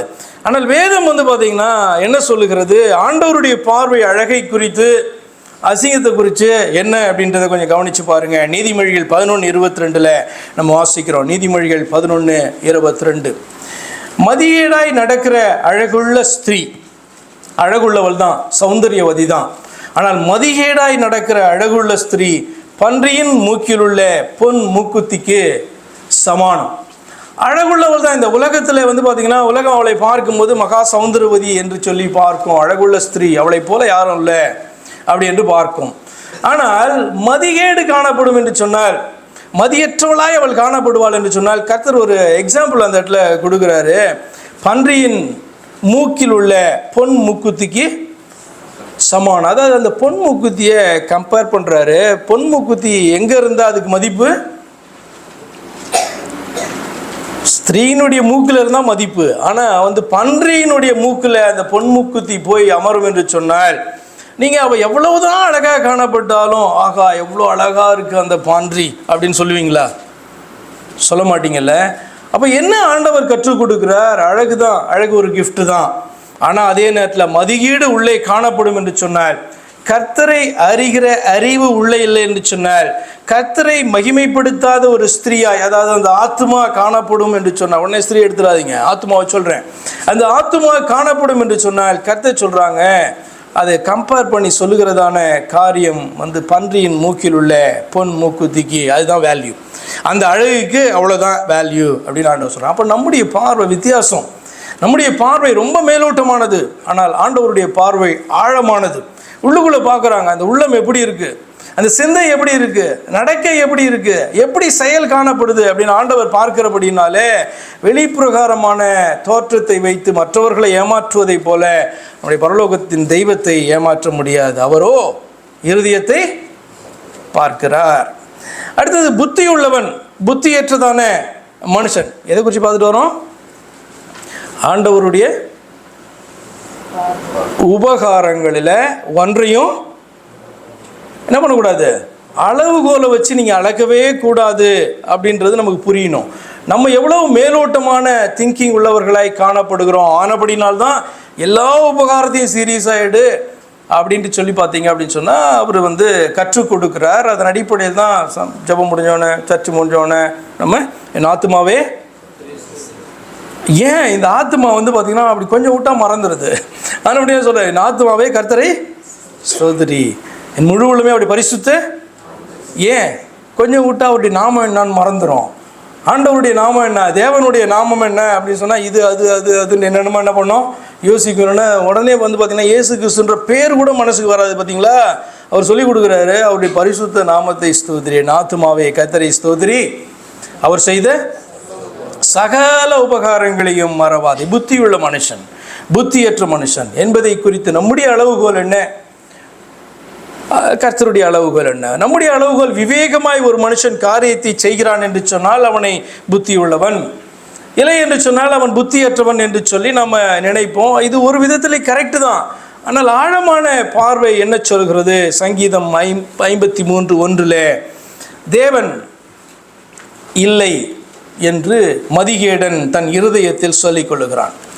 அவர்கள் தங்களை கெடுத்து அருவருப்பான அக்கிரமங்களை செய்து வருகிறார்கள், நன்மை செய்கிறவன் ஒருவனும் இல்லை. தேவன் இல்லை என்று இருதயத்தில் ஒருத்தன் நினைக்கிறான் அப்படின்னு சொன்னால் அவனை குறித்து வேதம் சொல்லுது, அவன் புத்தியே இல்லாதவன் என்று சொல்லி. தேவன் இல்லை அப்படின்னு சொல்லுகிறவன், நினைக்கிறவன் பார்த்திங்கன்னா அவன் மதிகேடன், புத்தியற்றவன் என்று வேதம் சொல்லுது. அதே நேரத்தில் அவர்கள் தங்களை கெடுத்து அருவருப்பான அக்கிரமங்களை செய்து வருகிறார்கள். அப்படி கொஞ்சம் சிந்திச்சு பாருங்கள். நம்மலாம் என்ன சொல்கிறோம்? தேவன் உண்டு என்று இருதயத்தில் சொல்கிறோம், உதட்டிலையும் சொல்கிறோம், அவரை ஆராதிக்கிறோம். ஆனால் நாமளும் அக்கிரமங்களை செய்து வருவோம் என்று சொன்னால் கொஞ்சம் சிந்திச்சு பாருங்கள். தேவன் இல்லை என்று சொல்லுகிற மதிகேடன் தன்னை கெடுத்து அக்கிரமத்தை செய்கிறான். அப்போ நாம் தேவன் உண்டு என்று சொல்லுகிறவர்கள், உதட்டளவில் அவரை ஆராதிக்கிறவர்கள், நாமளும் அக்கிரமம் செய்வோம் என்று சொன்னால் நம்ம என்ன தான் சொல்கிறோம்? தேவன் இல்லை அப்படின்னு சொல்லிட்டு என்ன பண்ணுறோம்? வெளிச்சம் போட்டு நம்ம என்ன சொல்கிறோம்? நம்ம காண்பிக்கிறோம், அப்படி நான் நம்புகிறேன் அப்படின்னு சொல்கிறேன்னு அர்த்தம். அப்போ அவன் இல்லைன்னு நம்புறவன் அக்கிரமம் செய்கிறதற்கும், இருக்கு தேவன் இருக்கிறார், என்னோடு கூட வாசமாக இருக்கிறார் என்று நம்புகிறதான மனிதன் ஒருவன் அக்கிரமம் செய்யறதுக்கு வித்தியாசம் உண்டு. என்ன அப்படின்னு சொன்னால், அவனுக்கு வேற, உனக்கு வேற. நீ இருக்கிறார்னு சொல்கிற, அப்போ யார் தான் பொய்க்காரன்? சிந்திச்சு பாருங்க, யார் மைமாலக்காரன்? இருக்கிறார்னு சொல்லுகிறவன், ஆனால் அக்கிரமத்தை வந்து பார்த்தீங்கன்னா செய்கிறவனாய் அவன் காணப்படுவான்னு சொன்னால் அவன் தன்னுடைய செய்கையின் மூலமாக நான் தேவனை நம்பவில்லை, தேவன் ஒருவர் இல்லை என்று சொல்லி அவன் பார்த்தீங்கன்னா பறைசாற்றி கொண்டிருக்கிறவனாக காணப்படுகிறான். அவனை குறித்து வேதம் சொல்லுகிறது, அவன் புத்தி அற்றவன். மத்திய 7:24 ஆண்டவர் சொன்னார், ஒரு ஊமையின் மூலமாக பேசினார், நான் சொல்லிய இந்த வார்த்தைகளை கேட்டு இவைகளின்படி செய்கிறவன் எவனோ அவனை கண்மலையின் மேல் தன் வீட்டை கட்டின புத்தியுள்ள மனுஷனுக்கு ஒப்பிடுவேன் என்று சொல்லி, புத்தியுள்ள மனுஷன் புத்தி இல்லாதவன் என்பதற்கு ஆண்டவர் கொடுத்ததான டெஃபினேஷன் அதுதான். என்ன அப்படின்னு சொன்னால், ஒரு மனுஷன் வீடை கட்டுறான்னா அவன் என்ன பண்ணுவான்? தோண்டுவான். தோண்டி ஒரு அஸ்திபாரத்தை போட்டு அதன் மேலே தான் வீட்டை கட்டுவான். அதை போல அவன் தோண்டி கண்மலையை கண்டுபிடிக்கிற வரைக்கும், பாறை வர்ற வரைக்கும் அவன் தேடி அது மேலே அஸ்திபாரத்தை போட்டான்னா அந்த வீடு எப்படி இருக்குமா? பயங்கர ஸ்ட்ராங்காக அது காணப்படும். அப்போ தேடணும், கிறிஸ்துவை தேடணும். கண்மலை யார்? என்னை உண்டாக்கின, என்னை மீட்டெடுத்த என்னுடைய இரட்சகர் யார் என்று தேடணும். கிடைக்கிற வரைக்கும், தெரிகிற வரைக்கும் தேடி அதற்கு பின்பு அவர் மேலே உன்னுடைய வீட்டை, உன் நம்பிக்கையை நீ அமைப்பாய் என்று சொன்னால் நீ புத்திமான். இல்லை, எனக்கு டைம் இல்லை அவரை தேடுகிறதற்கு, யாரோ சொன்னாங்க இவர் தான் இயேசு என்று சொல்லி அவரை நான் அண்டிக் கொண்டு பிடித்து கொண்டு போகிறேன் என்று சொன்னால் நீ கண்மலையை இன்னும் அடையவே இல்லை, நீ தோண்டவும் இல்லை, பார்க்கவும் இல்லை. ஆனால் உன்னுடைய கிறிஸ்துவ வாழ்க்கையை வேறொரு இயேசுவின் மீது அமைத்து கொண்டு ஓடுகிறாய் என்று சொல்லி ஆகிவிடுமா இல்லவா? அப்படி நம்முடைய வாழ்க்கை அமையுமானால் ஆண்டவர் சொல்றாரு, புத்தியற்றதான மனுஷன் ஒரு நாள் வரும், அந்த நாளில் உன்னுடைய நம்பிக்கை அங்கே நிற்காதபடிக்கு சிதைந்து போய்விடும், உன்னுடைய வாழ்க்கை சிதைந்து போய்விடும் என்று சொல்லி ஒரு ஊமையின் மூலமாக ஆண்டவர் பேசினார். ஞானவான் பைத்தியக்காரன் அப்படின்றதுக்கு உலக பார்வை என்ன எனக்கு சொல்லுங்கள். ஒருத்தனை பார்த்து நீங்கள் ஞானவான், ஒருத்தனை பார்த்து பைத்தியக்காரன் அப்படின்னு சொல்கிறதுக்கு நம்முடைய பார்வை எப்படி? யாரை பார்த்து பைத்தியக்காரன்னு சொல்லுவீங்க? ஏன்னா இந்த உலகத்தில் இப்படி கூட சொல்லலாம், அது கிழிஞ்ச சட்டை போட்டு போகிறவனை மாத்திரம் கிடையாது. அவன் பார்த்திங்கன்னா எப்படி ட்ரெஸ் பண்ணுமோ அப்படி பண்ணாமல் அப்படி காணப்படுற ஒருத்தன் புத்தி சுவாதீனம் இல்லாமல் இருக்கிறான், அவன் பைத்தியக்காரன் அப்படின்றதை பார்த்திங்கன்னா கடந்து யாரை இப்போ இப்படி கூட சொல்லலாம், வாழ தெரியலையே இந்த உலகத்தில், இதை இப்படி செஞ்சுருக்கலாம், இதை இப்படி செய்ய தெரியலையே, இந்த கான்ட்ராக்டை இப்படி பிடிச்சிருக்கலாம், இப்படி பிடிக்க தெரியலையே அப்படின்னா கூட உலகம் என்ன சொல்லும்? இவனுக்கு வாழ தெரியல, இவனுக்கு இந்த நாட்களில் வாழ தகுதி இல்லாதவனாக இருக்கான், இந்த தேவையான அந்த ஸ்மார்ட்னஸ் இல்லை அப்படின்னு உலகம் சொல்லுமா சொல்லாதா? அப்போ அவனை எப்படி தான் சொல்லுது உலகம் ஸ்மார்ட்? அந்த பக்கம் போய் பார்த்திங்கன்னா இவன் காரிய சித்தி உள்ளவன், எவ்வளோ அழகாக காரியத்தை நடத்துகிறான் தெரியுமா? காலில் விழுந்தாலும் சரி, ஏறி மிதிச்சாலும் சரி, காரியத்தை எப்படி பண்ணுறான்? சாதித்து கொண்டு ஓடுகிறான் அப்படின்னு சொல்லும்போது அவனை உலகம் ஞானவான் என்று சொல்லும் அல்லவா? ஆனால் ஆண்டவர் ஞானவான் பைத்தியம் அப்படின்னு எப்படி சொல்கிறாரு, யாரை சொல்கிறாரு அப்படின்னு பார்த்தீங்கன்னா 1 கொரிந்தியர் 1:20-21 வசனங்களில் ஞானி எங்கே, அதாவது ஞானவான் எங்கே, வேதபாரகன் எங்கே, இப்பிரபஞ்ச தர்க்க சாஸ்திரி எங்கே, இவ்வுலகத்தின் ஞானத்தை தேவன் பைத்தியமாக்கவில்லையா? இந்த காரியத்தில் கூட பவுல் வேறு ஏதோ மற்ற உலக ஜனங்களை வைத்து பேசுகிறார் அப்படின்னு நீங்கள் எடுத்துடாதீங்க. இது என்ன அப்படின்னு சொன்னால், வேதபாரகனை குறித்து பேசுகிறார். அப்படின்னா வேதத்தை பெற்றவர்கள், இந்த வேதத்தை ஆராய்ந்து பார்க்கிறவர்கள், இதை காப்பி எடுக்கிறவங்க, இதை பார்த்திங்கன்னா பிரசங்கம் பண்ணுகிறவர்கள், அப்படி. அப்போ இவர்கள் பார்த்திங்கன்னா ஞானிகளாகவும், இவர்கள் பிரபஞ்ச தர்க்க சாஸ்திரம் என்னென்னா பார்த்திங்க அப்படின்னு சொன்னால் இந்த வேத வார்த்தையை வைத்து அவர்கள் தர்க்கிக்கிற வல்லமை பெற்றவர்களாய் காணப்படுறாங்க. உலகத்தாரால் மற்றவர்களால் ஞானவான்களாக அவர்கள் பார்க்கப்படுகிறார்கள். ஆனால் தொடர்ந்து அவர் பேசுகிறாரு, ஏன் இவர்கள் பைத்தியம், எப்போ அவர்கள் பைத்தியமாக காணப்படுறாங்க? எல்லாரும் இல்லை, எப்போ பைத்தியமாக மாறுறாங்க? எப்படி எனில், தேவ ஞானத்துக்கு ஏற்றபடி உலக ஞானமானது சுய ஞானத்தினாலே தேவனை அறியாதிருக்கையில். அப்போ இவர்கள் சுய ஞானத்தினாலே, தங்களுடைய ஞானத்தினாலே வேத வார்த்தைகளை இவர்கள் வியாக்கியானம் பண்ணும்போது, அப்படி பார்க்கும் பொழுது அவர்கள் தேவனை அறியாதிருக்கிறார்கள், தேவனை அறிந்து கொள்ளலை, இன்னும் தேவனை கண்டுபிடிக்கல. இந்த வேத வாக்கியம் சொல்லுகிற தேவனை அறியாத வேதபாரகர்களாக, தர்க்க சாஸ்திரிகளாக, ஞானிகளாக தங்களை காண்பித்துக் கொள்ளுகிறார்கள். அவர் சொல்கிறார் தொடர்ந்து, பைத்தியமாக தோன்றுகிற பிரசங்கத்தினாலே விசுவாசிக்கிறவர்களை ரட்சிக்க தேவனுக்கு பிரியமாயிற்று. ஹல்லேலூயா. அப்போ நல்ல பிரசங்கங்கள் பைத்தியமாக தோணும். எப்போ தெரியுமா? வேத வாக்கியங்களோடு ஆராய்ந்து பார்க்கவில்லை என்றால் நல்ல பிரசங்கங்கள் அவைகள் பைத்தியமாக தோன்றும். ஆனால் நல்ல பிரசங்கங்களுடைய வல்லம் என்ன தெரியுமா? ரட்சிப்புக்கு நேராக நம்மளை நடத்தும். பாருங்க, பைத்தியமாய் தோன்றுகிற பிரசங்கத்தினாலே விசுவாசிக்கிறவர்களை ரட்சிக்க தேவனுக்கு பிரியமாயிற்று. செய்தியினாலே சுவிசேஷ செய்தி அறிவிக்கப்படுகிறது, தேவனை குறித்த சாட்சி அறிவிக்கப்படுகிறது, தேவனை குறித்ததான காரியங்கள் வேதத்தில் சொல்லப்படுகிறது. அப்போ அது பிரசங்கங்களாக அது வருகிறது. வேதத்தில் நீங்கள் வாசிக்கிறதெல்லாம் பிரசங்கம் தான். அதை குறித்து விளக்கம் எடுக்கிறீங்க பார்த்தீங்களா, அதெல்லாம் பிரசங்கங்கள் தான். அப்போ பைத்தியமாய் தோன்றுகிற பிரசங்கத்தினாலே விசுவாசிக்கிறவர்களை ரட்சிக்க. அப்போ தேவன் எதை பைத்தியம்னு பார்க்குறாரு, எதை ஞானம்னு பார்க்குறாரு? Just opposite. நம்ம எதை ஞானம்னு பார்க்குறோமோ, நாம் எதை பார்த்திங்கன்னா பெரிய பயங்கர அறிவு அப்படின்னு பார்க்குறோமோ, எப்போ அந்த அறிவும் ஞானமும் மெய்யான தெய்வத்தை அறிகிறதற்கு நமக்கு பயன்படலையோ, அப்போ ஆண்டவர் சொல்கிறாரு அது பைத்தியம் அப்படின்னு சொல்கிறாரு. அப்போ எதுதான் பார்த்தீங்க அப்படின்னு சொன்னால் ஞானம்னு ஆண்டவர் பார்க்குறாருன்னா, உனக்கு இந்த வேதத்தை நீ வாசிக்கும் பொழுது உன்னுடைய ஞானத்தை நீ பயன்படுத்தி இந்த தெய்வத்தை நீ அறியவே முடியாது. வேத வார்த்தைகளின் மூலமாக தான் அவரை அறிய முடியும். இங்கே சொல்லுகிற காரியம் புரியலன்னா அடுத்த பேஜில் இருக்கும், அங்கே சொல்கிறது புரியலன்னா அடுத்த புக்கில் இருக்கும், அந்த புக்கில் இல்லைன்னா எங்கேயாவது வேதத்தில் இருக்கும். வேதம் உனக்கு கற்றுக் கொடுக்கும். அப்போ இதுதான் பிரசங்கமாக மாறுகிறது. இதுதான் பார்த்தீங்கன்னா சத்தியத்தை நீ தோண்டி எடுக்கிறதான காரியமாக இருக்கிறது. இதுதான் ஆழ தோண்டி நீ கண்மலையை கண்டுபிடிக்கிற காரியமாக இருக்கிறது. அப்போ தான் கண்டுபிடிக்கும் போது தான் உன்னுடைய விசுவாசமே பார்த்தீங்கன்னா கட்டப்படுகிறதாக மாறுகிறது. ஆண்டவர் அவனை பார்த்து புத்தி உள்ளவன் ஞானவான் அப்படின்ட்டு ஆண்டவர் பேசுகிறார். அடுத்த முக்கியமான கேள்வி, உணர்வற்ற மனிதன், உணர்வுள்ள மனிதன் அப்படின்றதுனுடைய ஆழமான பார்வை என்ன? இப்போ உணர்வற்ற மனிதன் அப்படின்னு சொன்னால் ஒரு காரியத்தை வகையறித்து புரிந்து கொள்ள முடியாத நிலையில் இருக்கிறவன் அப்படின்றத உணர்வற்றவன், புரிந்து கொள்ள இயலாதவன், முடியாதவன். உணர்வுள்ள மனிதன் அப்படின்றதான காரியத்தின வித்தியாசம் என்ன அப்படின்னு நம்ம பார்க்கலாம். முக்கியமான பகுதி உபாகமம் 32ஆம் அதிகாரத்தில் முதல் 40 வசனங்களையும் நீங்கள் வாசிக்கணும். எனக்கு டைம் இல்லை, நான் கொஞ்சம் மாத்திரம் என்ன பண்ணுறேன், அங்கங்கே நான் வாசிச்சுட்டு நான் போகிறேன். அப்புறம் எடுத்து நீங்கள் என்ன பண்ணுங்கள், உபாகமம் 32ஆம் அதிகாரம் 1லேருந்து 40 வரைக்கும் வாசிங்க.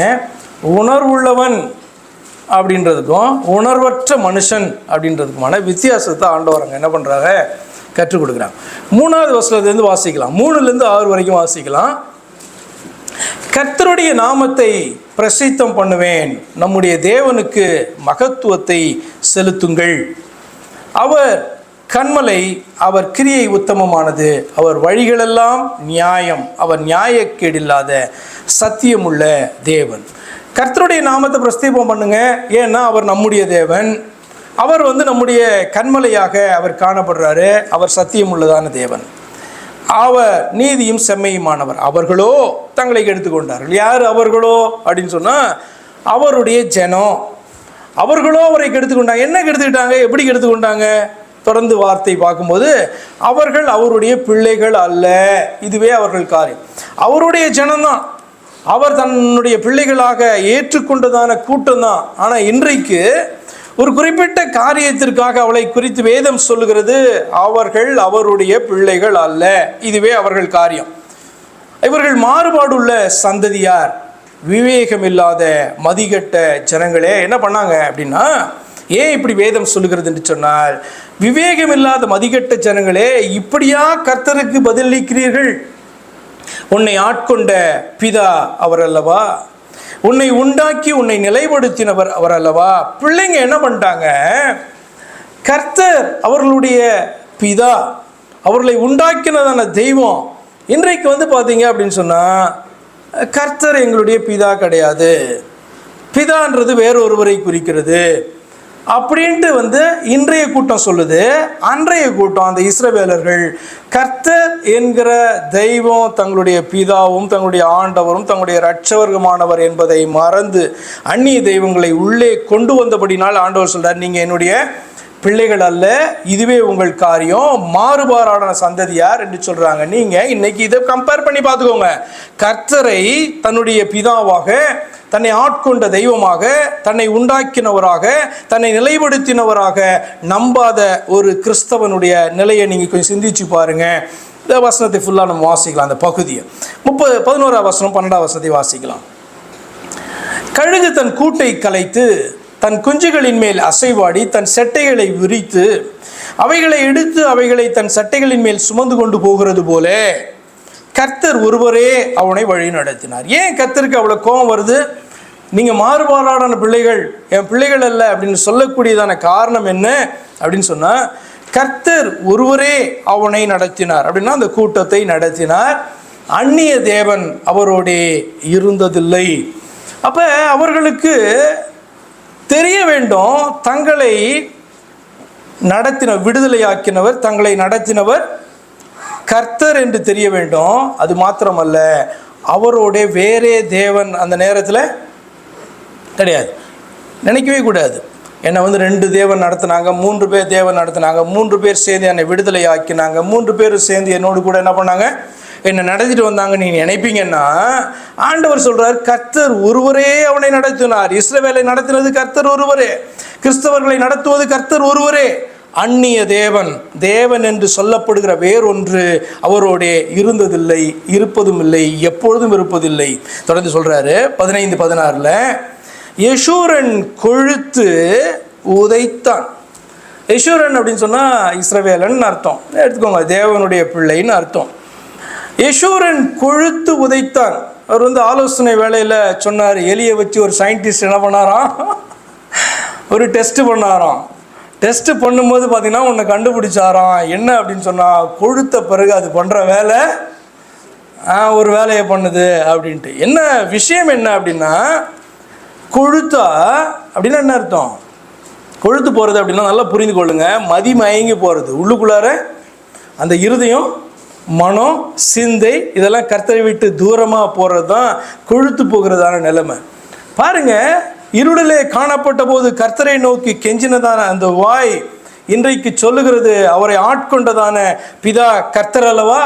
அவருக்கு சொல்லுகிறதான பதில் இன்றைக்கு வேறு மாதிரி காணப்படுது.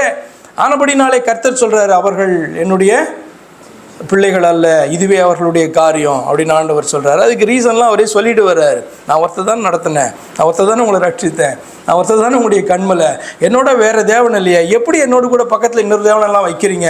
இந்த பக்கம் ஒன்று வைக்கிறீங்க, அந்த பக்கம் வைக்கிறீங்க, கிடையாது. அப்படி உங்களை வழி நடத்தின தெய்வம் நான் ஒருவர் அல்லவா என்று கர்த்தர் பேசுகிறதான காரியம். தொடர்ந்து பாருங்க, யெஷூரன் கொழுத்து உதைத்தான், கொழுத்து ஸ்தூலித்து நினம் துண்ணின போது தன்னை உண்டாக்கின தேவனை விட்டு தன் ரட்சிப்பின் கண்மலையை அசட்டை பண்ணினான். நான் எங்கே அசட்டை பண்ணினேன் அப்படின்னு சொல்லிக்கலாம் கிறிஸ்தவர்கள். ஆனால் என்றைக்கு கர்த்தருக்கு கொடுக்க வேண்டிய ஸ்தானம் என்ன? கர்த்தருக்கு கொடுக்க வேண்டிய ஸ்தானம் பிதா என்கிற ஸ்தானம். என்னை உண்டாக்கின தெய்வம், கர்த்தர் என்னை ரட்சிக்க மனிதனாக வெளிப்பட்டார். அவரை அசட்டை பண்ணதுன்னா என்ன அர்த்தம்? அவருக்கு நீங்கள் இந்த ஸ்தானத்தை கொடுக்காம வேற ஒருத்தர் அப்படின்னு நீங்கள் அவரை சொன்னீர்கள் என்று சொன்னால், எண்ணுவீர்கள் என்று சொன்னால், உங்களை உண்டாக்கி உங்களை ரட்சித்த கண்மலையை நீங்கள் அசட்டை பண்ணுகிறீர்கள், ஏமாந்திருக்கிறீங்க. எப்படின்னா, அவர் ஒருவரே உங்களை நடத்தவில்லை, அவரோடு கூட வேறு அந்நிய தேவர்கள் காணப்பட்டார்கள் அப்படின்னு நீங்கள் சொல்ல மாட்டீங்க. ஆனால் வேறு தேவர்கள் உண்டு அப்படின்னு சொன்னீங்கனாலே, அல்ல வேறு தேவன் உண்டு அப்படின்னு சொன்னீங்கனாலே, அந்நிய தேவர்களை தான் நீங்கள் கர்த்தரோடு கூட இணைக்கிறீர்கள் என்று சொல்லி அர்த்தம். தேவனாகிய கர்த்தர் ஒருவரே கர்த்தர். தொடர்ந்து அவர் என்ன சொல்கிறாருன்னு பாருங்கள். 16வது வசனம், அந்நிய தேவர்களால் அவருக்கு எரிச்சல் மூட்டினார்கள். கர்த்தருக்கு நீங்கள் எப்படி தான் திரும்ப எரிச்சல் மூட்ட முடியும்? நீங்கள் பண்ணுகிற அநேக காரியங்கள் பார்த்தீங்கன்னா கர்த்தருக்கு பிரியம் இல்லைனாலும் எரிச்சல் மூட்டுகிறதான காரியம் ஒன்று உண்டென்றால், நீங்கள் வேறு தேவன் உண்டுன்னு சொல்கிறீங்க பாருங்க. கர்த்தர் மட்டுமே என்னுடைய தேவன் இல்லை அப்படின்ட்டு நீங்கள் எப்போ நினைக்கிறீங்களோ, நீங்கள் எப்படி நினச்சாலும் சரி, ட்ரினிட்டின்னு எடுத்துக்கினாலும் சரி, நீங்கள் 2 பேர்னு எடுத்தாலும் சரி, நீ எப்படி எடுத்தாலும் கர்த்தர் மட்டுமே தெய்வம் அல்ல, வேறொருவர் உண்டு, வேறு இருவர் உண்டு என்று நினைக்கிற பொழுது நீங்கள் என்ன செய்கிறீங்க? கர்த்தரை அசட்டை பண்ணுறீங்க, உங்களை ரட்சித்த கண்மலையை நீங்கள் அசட்டை பண்ணுறீங்கன்னு அர்த்தம். நம்ம என்ன பண்ண மாட்டோம், அப்படி நினைக்கவே மாட்டோம். நாங்கள் எங்கே அசட்டை பண்ணுறோம் அப்படின்னு நீங்கள் நினைப்பீங்க. ஆனால் விஷயம் அதுதான். அவர் சொல்கிறாரு, அந்நிய தேவர்களால் எனக்கு அவர்கள் எரிச்சல் மூட்டினார்கள், அருவருப்பானவைகளினால் அவரை கோபப்படுத்தினார்கள். அவர்கள் தேவனுக்கு பலியிடவில்லை, தாங்கள் அறியாதவைகளும் தங்கள் பிதாக்கள் பயப்படாத அவர்கள் தேவனுக்கு பலியிடவில்லைன்னு கர்த்தர் சொல்கிறார். இந்த வசனம் நீங்கள் அப்போஸ்தலரில் கூட நீங்கள் வாசிப்பீங்க. அவர்கள் வரும்பொழுது அவர்கள் தேவனுக்கு பலியிடலை. நம்ம நினச்சிட்டு இருப்போம் அவர்கள் பார்த்திங்கன்னா தேவனுக்கு தான் பலியிட்டார்கள், தங்களுடைய யெகோவா என்கிற கர்த்தருக்கு தான் பலியிட்டார்கள் என்று நம்ம நினைத்து கொண்டிருக்கலாம். ஆனால் எப்பொழுது அவர்கள் அவர் ஒருவர் அல்ல என்று சொல்லி மற்ற தெய்வங்களையும் உள்ளே கொண்டு வந்தாங்களோ, கண்ணுக்குட்டியை உண்டாக்குனாங்களோ, அன்னையிலிருந்து கர்த்தர் சொல்கிறாங்க, அவர்கள் எனக்கு பலியிடவில்லை. யாருக்கு பலியிட்டாங்களாம்? தாங்கள் அறியாதவைகளும் தாங்கள் பிதாக்கள் பயப்படாதவைகளும் நூதனமாய் தோன்றிய புது தெய்வங்களுக்கே, பேய்களுக்கே பலியிட்டார்கள். அர்த்தம் என்ன தெரியுமா? ஆபிரகாம், ஈசாக்கு, யாக்கோபு என்கிற அவருடைய முற்பிதாக்கள் ஒரு தெய்வத்தை அறிந்திருந்தார்கள். அந்த தெய்வத்தோடு கூட உடன்படிக்கை செய்திருந்தார்கள். அந்த முற்பிதாக்கள் அறியாத புதிய தெய்வம் இஸ்ரவேலுக்குள்ளர வந்துருச்சு. நூதனமாய் தோன்றின புது தெய்வங்களுக்கு அவர்கள் பலியிட்டார்கள். 18 வசனம், உன்னை ஜெனிப்பித்த கண்மலையை நீ நினையாமற் போனாய், உன்னை பெற்ற தேவனை மறந்தாய். திரும்ப திரும்ப ஆண்டவர் சொல்லுகிறதான காரியம் என்ன தெரியுமா? பிதா யார் என்று உனக்கு தெரியணும், உன்னை உண்டாக்கின பிதா யார் என்று தெரிய வேண்டும் என்று சொல்லி பார்த்தீங்கன்னா, திரும்ப திரும்ப உன்னை ஜெனிப்பித்தவர், ஏன்னா உன்னை பெற்றெடுத்தவர், அந்த தெய்வத்தை நீ மறந்துட்ட. அது யாருன்னா கர்த்தர், உன்னை விடுதலை ஆக்கின தெய்வம் தான் உன்னை பெற்றெடுத்தவர்னு சொல்கிறார். சரி, ஓகே. தொடர்ந்து உபாகம் 32 அதிகாரம் 20வது வசனம் 21வது வசனத்தில் முதல் பகுதி, என் முகத்தை அவர்களுக்கு மறைப்பேன், அவர்களுடைய முடிவு எப்படியா இருக்கும் என்று பார்ப்பேன், அவர்கள் மகா மாறுபாடுள்ள சந்ததி, உண்மை இல்லாத பிள்ளைகள். திரும்ப திரும்ப ரிப்பீட் ஆகிறது என்ன தெரியுமா? பிதா யார், பிள்ளைகள் யார் என்கிறதான பாயிண்ட் தான் அங்கே திரும்ப திரும்ப ரிப்பீட் ஆகிட்டே வரும். உண்மை இல்லாத பிள்ளைகள், தெய்வம் அல்லாதவைகளினாலே எனக்கு எரிச்சலை மூட்டி தங்கள் மாயைகளினால் என்னை கோபப்படுத்தினார்கள்.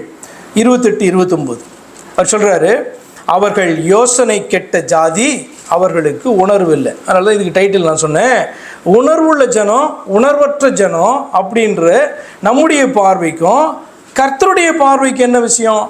நம்முடைய பார்வை ஆழமாய் போகும் என்றால் உணர்வுள்ள உணர்வற்ற ஜனத்துக்கு வேதம் கொடுக்குற டெஃபனிஷனே வித்தியாசம். என்ன அப்படின்னு சொன்னால், நீ உன்னுடைய தெய்வம் யார் என்பதை அறிந்து ஏற்றுக்கொண்டாய் என்றால் நீ உணர்வு பெற்றதான ஜனம். இல்லைன்னா யோசனை கெட்ட ஜாதி, உணர்வற்றதான ஜனம் அப்படின்னு ஆண்டவர் சொல்ல. 29 பாருங்க, அவர்கள் ஞானம் அடைந்து, பரவாயில்ல, இட்ஸ் ஓகே, இதெல்லாம் நடக்கிறது தான். ஆனால் இப்போயே அது என்ன பண்ணு, ஞானம் அடைந்து. எப்போ செய்தி கிடைக்கும் போது, இப்போ இங்கே செய்தி மோசே மூலமாக அந்த இடத்துல கிடச்சிது, அது எழுதப்பட்டிருக்கு. இன்றைக்கி யாருக்கெல்லாம் கிடைக்குது? இந்த வேதத்தை திறந்து வாசிக்கிற அத்தனை பேருக்கும் கிடைக்குதா இல்லையா? எல்லா சபைக்கும் கிடைக்கும். இந்த வேதத்தை திறந்து வாசித்தா, இந்த உபாகம் 32 எடுத்து வாசித்தா தெரியும், கர்த்தர் என்னுடைய கண்மலை, கர்த்தர் என்னை ஆட்கொண்ட பிதாவானவர், என்னை ஜெனிப்பித்தவர், அவர் ஒருவரே என்ன பண்ணார்? அன்னைக்கு அவனை நடத்தினார். அவர் ஒருவரே என்னை இன்றைக்கு நடத்தினார். அவருடைய வேற தேவன் இங்கே உலாவறாருன்னா அவரோடு கூட வேற தேவன் இல்லை, அவர் மட்டும். எனக்குள்ள வாசம் பண்ணுறாருன்னா அவர் மட்டும்தான், அவரோட வேற ஆவி கிடையாது அப்படின்னு நமக்கு தெரியணும். அப்போ சொல்கிறாரு, அவர்கள் ஞானம் அடைந்து, அதாவது இப்போதாவது ஞானம் அடைந்து இதை உணர்ந்து தங்கள் முடிவை சிந்தித்து கொண்டால் நலமாயிருக்கும். இப்படியே இருந்தால் எங்கே போய் நீ சேருவ அப்படின்றதை சிந்தித்து கொண்டால் நலமாயிருக்கும் அப்படின்னு பேசுகிற. அடுத்து ஹைலைட்டு 39, 40. ஏன் இவ்வளவு காரியங்களை அவர் பேசிட்டு வர்றார் அப்படின்னு சொன்னால், ஒரே விஷயம்தான், நானே அவர், என்னுடைய வேறே தேவன் இல்லை என்பதை இப்பொழுது பாருங்கள். நான் கொல்லுகிறேன், நான் உயிர்ப்பிக்கிறேன், நான் காயப்படுத்துகிறேன், நான் சுஸ்தப்படுத்துகிறேன், என் கைக்கு தப்புவிப்பார் இல்லை. ஏன் இவ்வளோ காரியங்களை பேசினார் தெரியுமா? நானே அவர், கர்த்தர் என்கிறவரே பரலோகத்தின் தெய்வம். இன் அதர் வேர்ட்ஸ், கர்த்தர் என்கிறவரே நம்மை உண்டாக்கின பிதாவானவர்.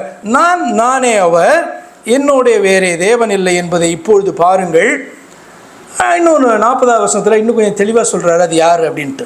நான் என் கரத்தை வானத்திற்கு நேராக உயர்த்தி நான் என்றென்றைக்கும் ஜீவித்திருக்கிறவர் என்கிறேன். ஹல்லேலூயா. இது யாருங்க இந்த வார்த்தையை சொல்ல முடியும்? எதுக்கு இங்கே தேவன் நான் என்றென்றைக்கும் ஜீவித்திருக்கிறவர் என்று சொல்லணும்? எதுக்கு தேவன் இங்கே பூமியிலேருந்து பரலோகத்துக்கு கையை உயர்த்தி, வானத்துக்கு கையை உயர்த்தி நான் என்றென்றைக்கும் ஜீவித்திருக்கிறவர் என்கிற வார்த்தையை சொல்ல? சிந்திச்சு பாருங்க.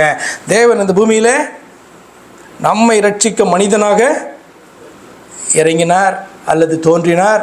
தன்னுடைய சரீரத்தை அவர் அடிக்க ஒப்பு கொடுத்தார். அந்த சரீரத்தை எழுப்பி காண்பித்தார். இங்கே கீழே இருக்கும்போதே சொன்னார், பரலோகத்திலிருந்து இறங்கினவரும் பரலோகத்தில் இருக்கிறவரும் மனுஷகுமாரனாகிய நான் தான் அப்படின்னு சொன்னார். வெளிப்படுத்துகிற விஷயத்தில் நீங்கள் முதல் அதிகாரத்தில் நினைக்கிறேன், நீங்கள் வாசிப்பீங்க, மரித்தேன் ஆனாலும் சதா காலங்களிலும் உயிரோடு இருக்கிறேன் அப்படின்னு சொன்னார். அப்போ இங்கே என்ன சொல்லப்பட்டிருக்கிறது? ஆக முதல்ல நான் என் கரத்தை வானத்துக்கு நேராக உயர்த்தி நான் என்றென்றைக்கும் ஜீவித்திருக்கிறவன் சொன்னால், இங்கே பூமியில் இறங்கினேன் என் சரீரத்தை அடிக்க ஒப்பு கொடுக்கிறதற்கு. ஆனால் பரலோகத்தின் தெய்வம் என்றால், என்றென்றைக்கும் ஜீவித்திருக்கிறவர் என்றால், உங்களை உண்டாக்கின பிதா என்று சொன்னால் நான் தான் என்று சொன்னவர் ஆண்டவராகிய இயேசு கிறிஸ்துவை என்று வேறொரு. அப்போ என்ன பாயிண்ட் இங்கே வருகிறதுன்னு சொன்னால், உன்னை நடத்தினவரை நீ ஒரு வேளை காணாமல் இருக்கலாம், உன்னை ரட்சித்தவரை நீ காணாமல் இருக்கலாம், இன்னொரு கூட உடன்படிக்கை பண்ணினவரை நீ காணாமல் இருக்கலாம், உன்னை பார்த்தீங்கன்னா காணானுக்குள்ளே கொண்டு வந்தவரை காணாது இருக்கலாம், அன்றைக்கி சபைக்குள்ளே கொண்டு வந்தவரை நீ காணாது இருக்கலாம். அவனுடைய பெயர் அறியாமல் இருக்கக்கூடாது. ஏன் என்று சொன்னால் அவ்வளவு தெளிவாக அவர் சொல்லியிருக்கிறார், உங்களை உண்டாக்கிய பிதாவாகிய தேவன் யார் என்பதையும் அவருடைய நாமம் இன்னதென்றையும் வெளிப்படுத்தியிருக்கு. அதனால தான் பார்த்தீங்கன்னா ஆரம்பத்தில் எப்படி இது ஸ்டார்ட் ஆகுது அப்படின்னு சொன்னால், 3ஆம் வசனத்துலேருந்து வாசித்தோம் இல்லையா, எப்படி ஸ்டார்ட் ஆகுது? கர்த்தருடைய நாமத்தை பிரஸ்தாப பண்ணுவேன், நம்முடைய தேவனுக்கு மகத்துவத்தை செலுத்துங்கள், அவர் கன்மலை, அவர் கிரியை உத்தமமானது, அவர் வழிகள் எல்லாம் நியாயம், அவர் நியாயக்கேடு இல்லாத தேவன். ஏன் கர்த்தருடைய நாமத்தை பிரஸ்தாபப்படுத்தணும்? அவர் தான் நம்முடைய தேவன், அவர் தான் நம்முடைய கன்மலை, அவர் தான் சத்தியம் உள்ள தேவன். அவர் யார் என்று சொன்னால் ஆண்டவராக இயேசு கிறிஸ்து என்று உபாகமம் 32ஆம் அதிகாரம் சொல்லுது. அதில் எங்கே காணப்படுது இயேசு கிறிஸ்துன்ற பேர் அப்படின்னு நீங்கள் என்ன பண்ணக்கூடாது, கேட்கக்கூடாது. அது சைலண்ட் மாதிரி இருக்குது. சைலண்ட்னா தெரியும்ல, அது பார்த்திங்கன்னா அந்த இடத்துல நீங்கள் தான் கண்டுபிடிச்சி சொல்லணும். ஓகேவா? சரி, அடுத்தது ஐஸ்வர்யவான் தரித்திரன் என்பதற்கு நாம் என்ன அளவுகோலை பயன்படுத்துகிறோம்? ஐஸ்வர்யவான் தரித்திரன் லிட்ரலாக அதுக்கு என்ன அர்த்தம்? பணம் படைத்தவன், சகல சம்பத்துகளும் நிறைந்தவன். தரித்திரன் அப்படின்னு சொன்னால் கொஞ்சம் இருக்கும், கொஞ்சம் இல்லாமல் இருக்கும், இல்லை ஒன்றுமே இல்லாமல் இருக்கும், இல்லாதவன் அர்த்தம் இல்லை. அப்போ இதுக்கு பார்த்திங்கன்னா இதுதான் லிட்ரலான மீனிங். ஆனால் வேதம் கொடுக்கறதான அர்த்தம் என்ன? அல்லது கர்த்தருடைய பார்வையில் யார் ஐஸ்வர்யவான், யார் தரித்திரனாய் காணப்படுகிறான்? லூக்கா 12ஆம் அதிகாரத்தில் இன்னொரு ஊமையின் மூலமாய் கர்த்தர் இதை குறித்து பேசினார். லூக்கா 12ஆம் அதிகாரம் 16லேருந்து வாசிக்கலாம். ஒரு ஊமையை அவர்களுக்கு சொன்னார். ஐஸ்வர்யம் உள்ள ஒருவனுடைய நிலம் நன்றாய் விளைந்தது. அப்பொழுது அவன், நான் என்ன செய்வேன், என் தானியங்களை சேர்த்து வைக்கிறதற்கு இடமில்லையே, நான் ஒன்று செய்வேன். அப்படின்னா என்ன அர்த்தம்? அவன் செய்கிறதெல்லாம் வாய்க்குது. நல்ல நிலம் விளைந்ததுன்னா என்ன அர்த்தம்? என்ன போட்டாலும் பார்த்திங்கன்னா விளையுது. வேறு டேர்ம்ஸில் எப்படி சொல்லலாம்? அவன் செய்கிறதெல்லாம் வாய்க்குது. நம்ம செய்கிறதெல்லாம் வாய்க்குதுன்னா நம்ம என்ன நினைப்போம்? அப்பா அவனை மாதிரி அப்பா பிளஸ்ஸட் யாருமே இல்லை, அவன் கூட தான்ப்பா தேவன் இருக்கிறார் சொல்லுமா, சொல்ல மாட்டோமா? நம்ம செய்கிறது வாய்க்கலைன்னா நம்ம என்ன நினைப்போம்? நம்ம என் கூட தேவன் இல்லையோ, அவன் கூட இல்லைன்னா கூட என் கூட தேவன் இல்லையோ அப்படின்னு நினைப்போமா இல்லையா? கொஞ்சம் சிந்திச்சு பாருங்க. ஆண்டவர் சொல்ற, ஐஸ்வர்யமுள்ளவருடைய நிலம் நன்றாய் விளைந்தது. அவன், நான் என்ன செய்வேன், என் தானியங்களை சேர்த்து வைக்கிறதற்கு இடமில்லையே, பேங்க்கில் கொண்டு போய் போட முடியல. ஏன் அப்படின்னா எனஃப் அப்படின்றான். புரியுதா உங்களுக்கு? கொண்டு போய் சேர்த்து வைக்கிறதுக்கே இடம் கிடையாது இன்றைக்கி டேர்ம்ஸில் சொல்லணும் அப்படின்னு சொன்னான்.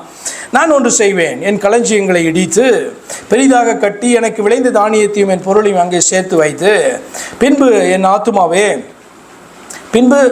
ஆத்துமாவே உனக்காக அநேக வருஷங்களுக்கு அநேக பொருள்களை சேர்த்து வைக்கப்பட்டிருக்கிறது, நீ இலைப்பாரி புசித்து குடித்து பூரிப்பாயிரு என்று ஆத்மாவோடே சொல்லுவேன் என்று தனக்குள்ளே சிந்தித்து கொண்டிருந்தான். இதனால்தான் தாவீது சொல்கிறார், பழைய என் ஆத்மாவே கர்த்தரை ஸ்தோத்திரி, கொஞ்சம் ஏமாந்தனா மறந்தனா, நீ பார்த்தனா யசூரனை போல கொஞ்சம் கொழுத்தனா நிறந்துண்ணினா, என்ன நடக்கும் கடைசியில்? உன்னை உண்டாக்கின தேவன் உன்னை இவ்வளமாய் ஆசீர்வதித்து மகிழச் செய்ததான அந்த தெய்வத்தை நீ மறந்து போயிடுவ, ஸ்தோத்திரிக்க மறந்து போயிடுவ. அப்படின்னா அர்த்தம், அவரை மறந்துட்டா தான் ஸ்தோத்திரிக்க மாட்டோம், அப்படி தானே?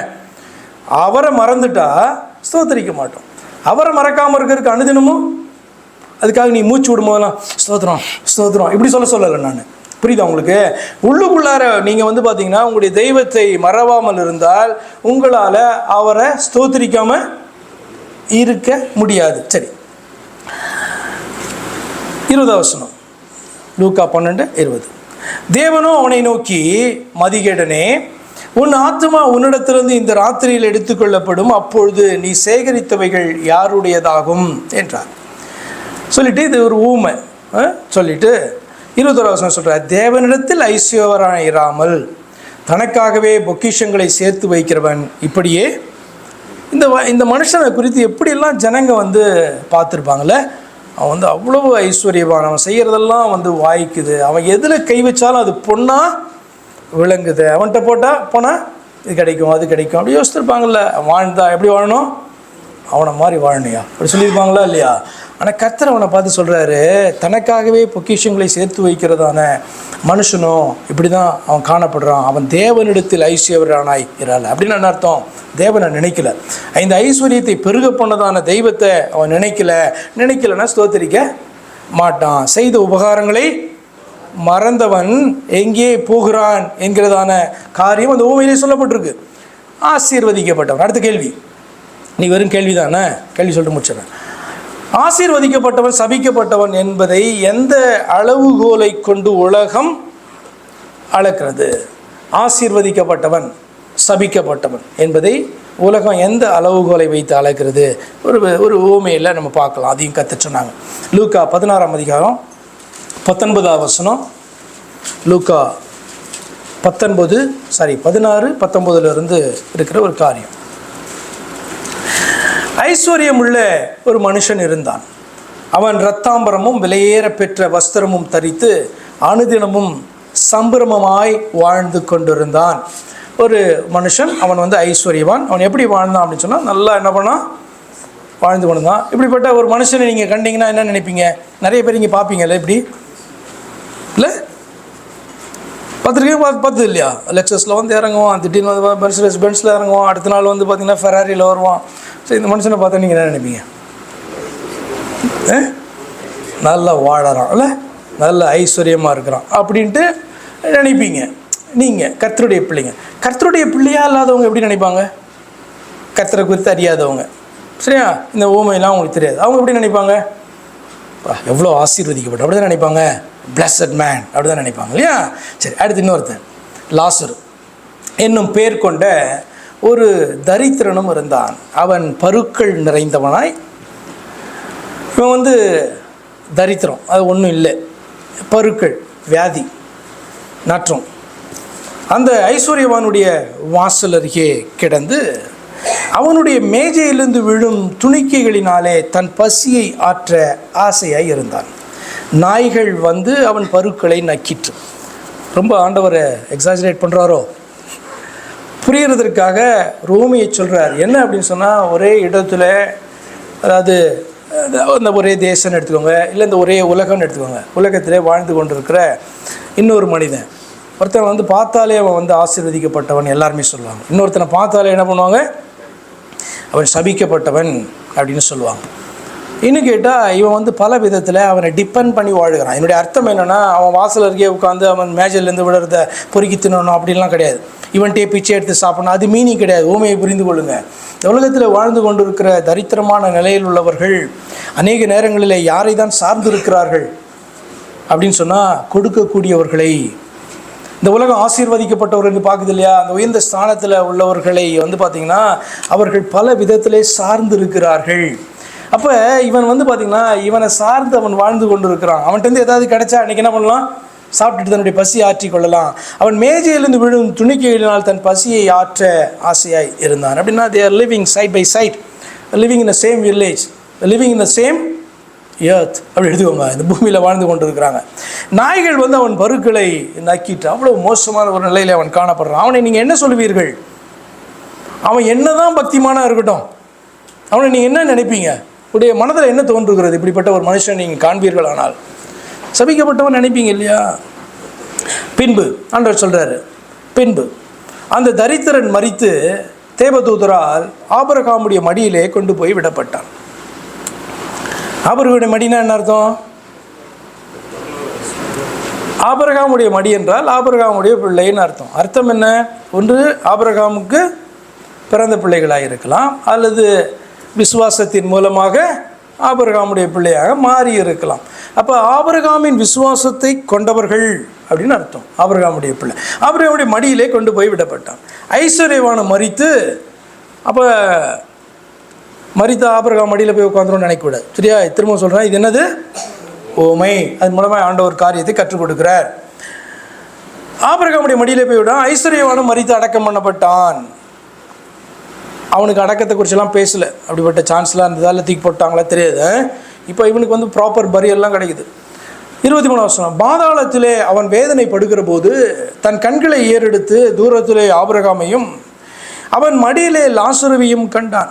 அப்பொழுது அவன் தகப்பனாகிய ஆபிரகாமே, எப்படி கூப்பிடுறான்? தகப்பனா. 2 பேருமே ஆபிரகாமுடைய பிள்ளைங்க அப்படின்னு சொன்னால் 2 பேரும் இஸ்ரவேல் தேசத்துக்குள்ளே காணப்பட்டாங்க. ஆனால் இவன் வந்து ஃபிசிக்கலி ஆபிரகாமுடைய பிள்ளை, மாம்ச பிரகாரமாக மட்டுமே. இன்னொருத்தன் என்ன அப்படின்னு சொன்னால் ஆவிக்குரிய பிரகாரமாகவும் ஆபிரகாமுடைய பிள்ளை. யார்? இந்த தரித்திரன், அப்படி விசுவாசின் என்ற அர்த்தம். தகப்பனாகிய ஆபிரகாமே, நீர் எனக்கு இறங்கி லாசரு தன் விரலின் நுனியை தண்ணீரில் தோய்த்து. தெரியுது என்னது? அங்கே மேலே பரலோகத்துக்கு போயிருக்கிறது யாருக்கு தெரியுது? தரித்திரன். நம்ம அனுதினமும் பாட்டுவேன், எப்பயாவது வந்து ஏதாவது தூக்கி போடுவான் அவனுக்கு. அவன் நாய்களோடு கூட வாழ்ந்து கொண்டு இருக்கிறவன், நல்லா தெரியுது இவனை. அப்போ அவன் இந்த லாசரு தன் விரலின் நுனியை தண்ணீரில் தோய்த்து என் நாவை குளிர பண்ணும்படி அவனை அனுப்ப வேண்டும், இந்த அக்கினி ஜுவாலையில் வேதனைப்படுகிறேனே என்று கூப்பிட்டான். அதற்கு ஆபிரகாம் வந்து பதில் கொடுக்குறாரு. என்ன சொல்கிறாரு? அதற்கு ஆபிரகாம், மகனே. ஆபிரகாம் வந்து பார்த்திங்கன்னா மகனேன்ட்டு என்ன பண்ண மாட்டார்? எல்லாரையும் கூப்பிட மாட்டார் இல்லை. ஆண்டவர் வந்து பார்த்திங்கன்னா அவனுடைய மேனேஜரான எலியேசரை கூட என்ன பண்ணுறாங்க, இந்த எலியேசர் வந்து உங்களுடைய சமூகத்தில் பிழைக்கட்டும் அப்படின்னு சொல்கிறார். ஆண்டவர் சொல்கிறார், இல்லை இல்லை, உனக்கு என்ன ஒரு பிள்ளையை நான் உன்னுடைய வாரிசான ஒரு பிள்ளையை கொடுப்பேன். அப்போ ஆபிரகாம் வந்து பார்த்திங்கன்னா எல்லாரையும் என்ன பண்ண மாட்டான்? மகன் ஃபிசிக்கலி அவனுடைய சந்ததியில் வந்திருக்கணும், இல்லைனா இயேசு கிறிஸ்துவின் மூலமாய் ஆபிரகாமுடைய வாக்குத்தத்தத்தை சுதந்திரிக்கிறவர்களாய் காணப்பட வேண்டும். அப்படியானால் ஆபிரகாம் என்ன சொல்லுவார்? மகனேன்னு சொல்லுவார். அப்போ இவனை இந்த நரகத்தில் காணப்படுகிற ஆக்கினையில் இருக்கிறவனை பார்த்து சொல்கிறாரு, ஆபிரகாம் மகனே, நீ பூமியிலே உயிரோடு இருக்கும் காலத்தில் உன் நன்மைகளை அனுபவித்தாய், லாசருவும் அப்படியே தீமைகளை அனுபவித்தான். அதை நினைத்துக்கொள். அப்படின்னு நினச்சா அதை நினச்சி தேற்றிக்கோ, அவ்வளோதான். நினைத்துக்கொள்.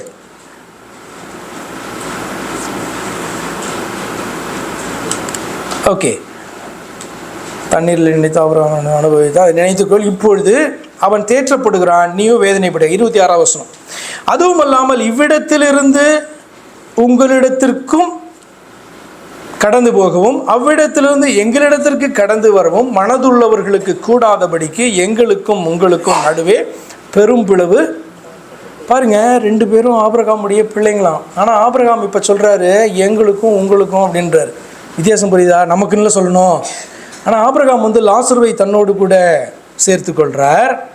எங்களுக்கும் உங்களுக்கும் அப்படி சொல்கிறார். அவனும் பிள்ளை தான், அந்த பக்கம் இருக்கிறவனும்.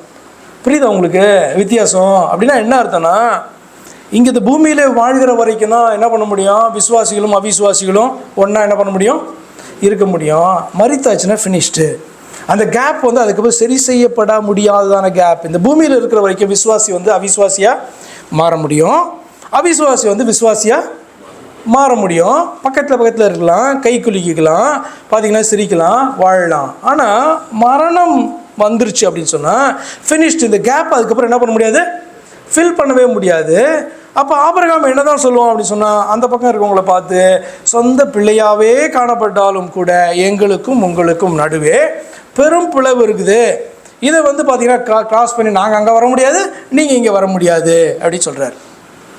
அவன் திரும்ப சொல்கிறான் 20 வசனத்தில், அப்பொழுது அவன், அப்படியானால் தகப்பனே, எனக்கு 5 பேர் சகோதரர் உண்டு, அவர்களும் வேதனையுள்ள இந்த இடத்துக்கு வராதபடிக்கு அவன் போய் அவர்களுக்கு சாட்சியாக அறிவிக்கும் பொருட்டு. அப்போ 5 சகோதரர், பெரிய பிஸ்னஸ் ஃபேமிலி போல, பெரிய ஃபேமிலின்னு நினைக்கிறேன். 5 சகோதரர், ஏன்னா எவ்வளோ அன்பா தெரியல எனக்கு.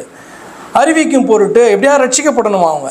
நீர் அவனை என் தகப்பன் வீட்டுக்கு அனுப்பும்படி உம்மை வேண்டிக் கொள்ளுகிறேன் என்றான். ஆபிரகாம் அவனை நோக்கி, அவர்களுக்கு மோசேயும் தீர்க்கதரிசிகளும் உண்டு, அவர்களுக்கு அவர்கள் செவி கொடுக்கட்டும் என்றான். யாருக்கு மோசேயும் தீர்க்கதரிசியும் உண்டு? உலகத்தில் இருக்கிற வரைக்கும் மோசேயும் தீர்க்கதரிசிகளும் உண்டு. அர்த்தம் என்ன தெரியுமா?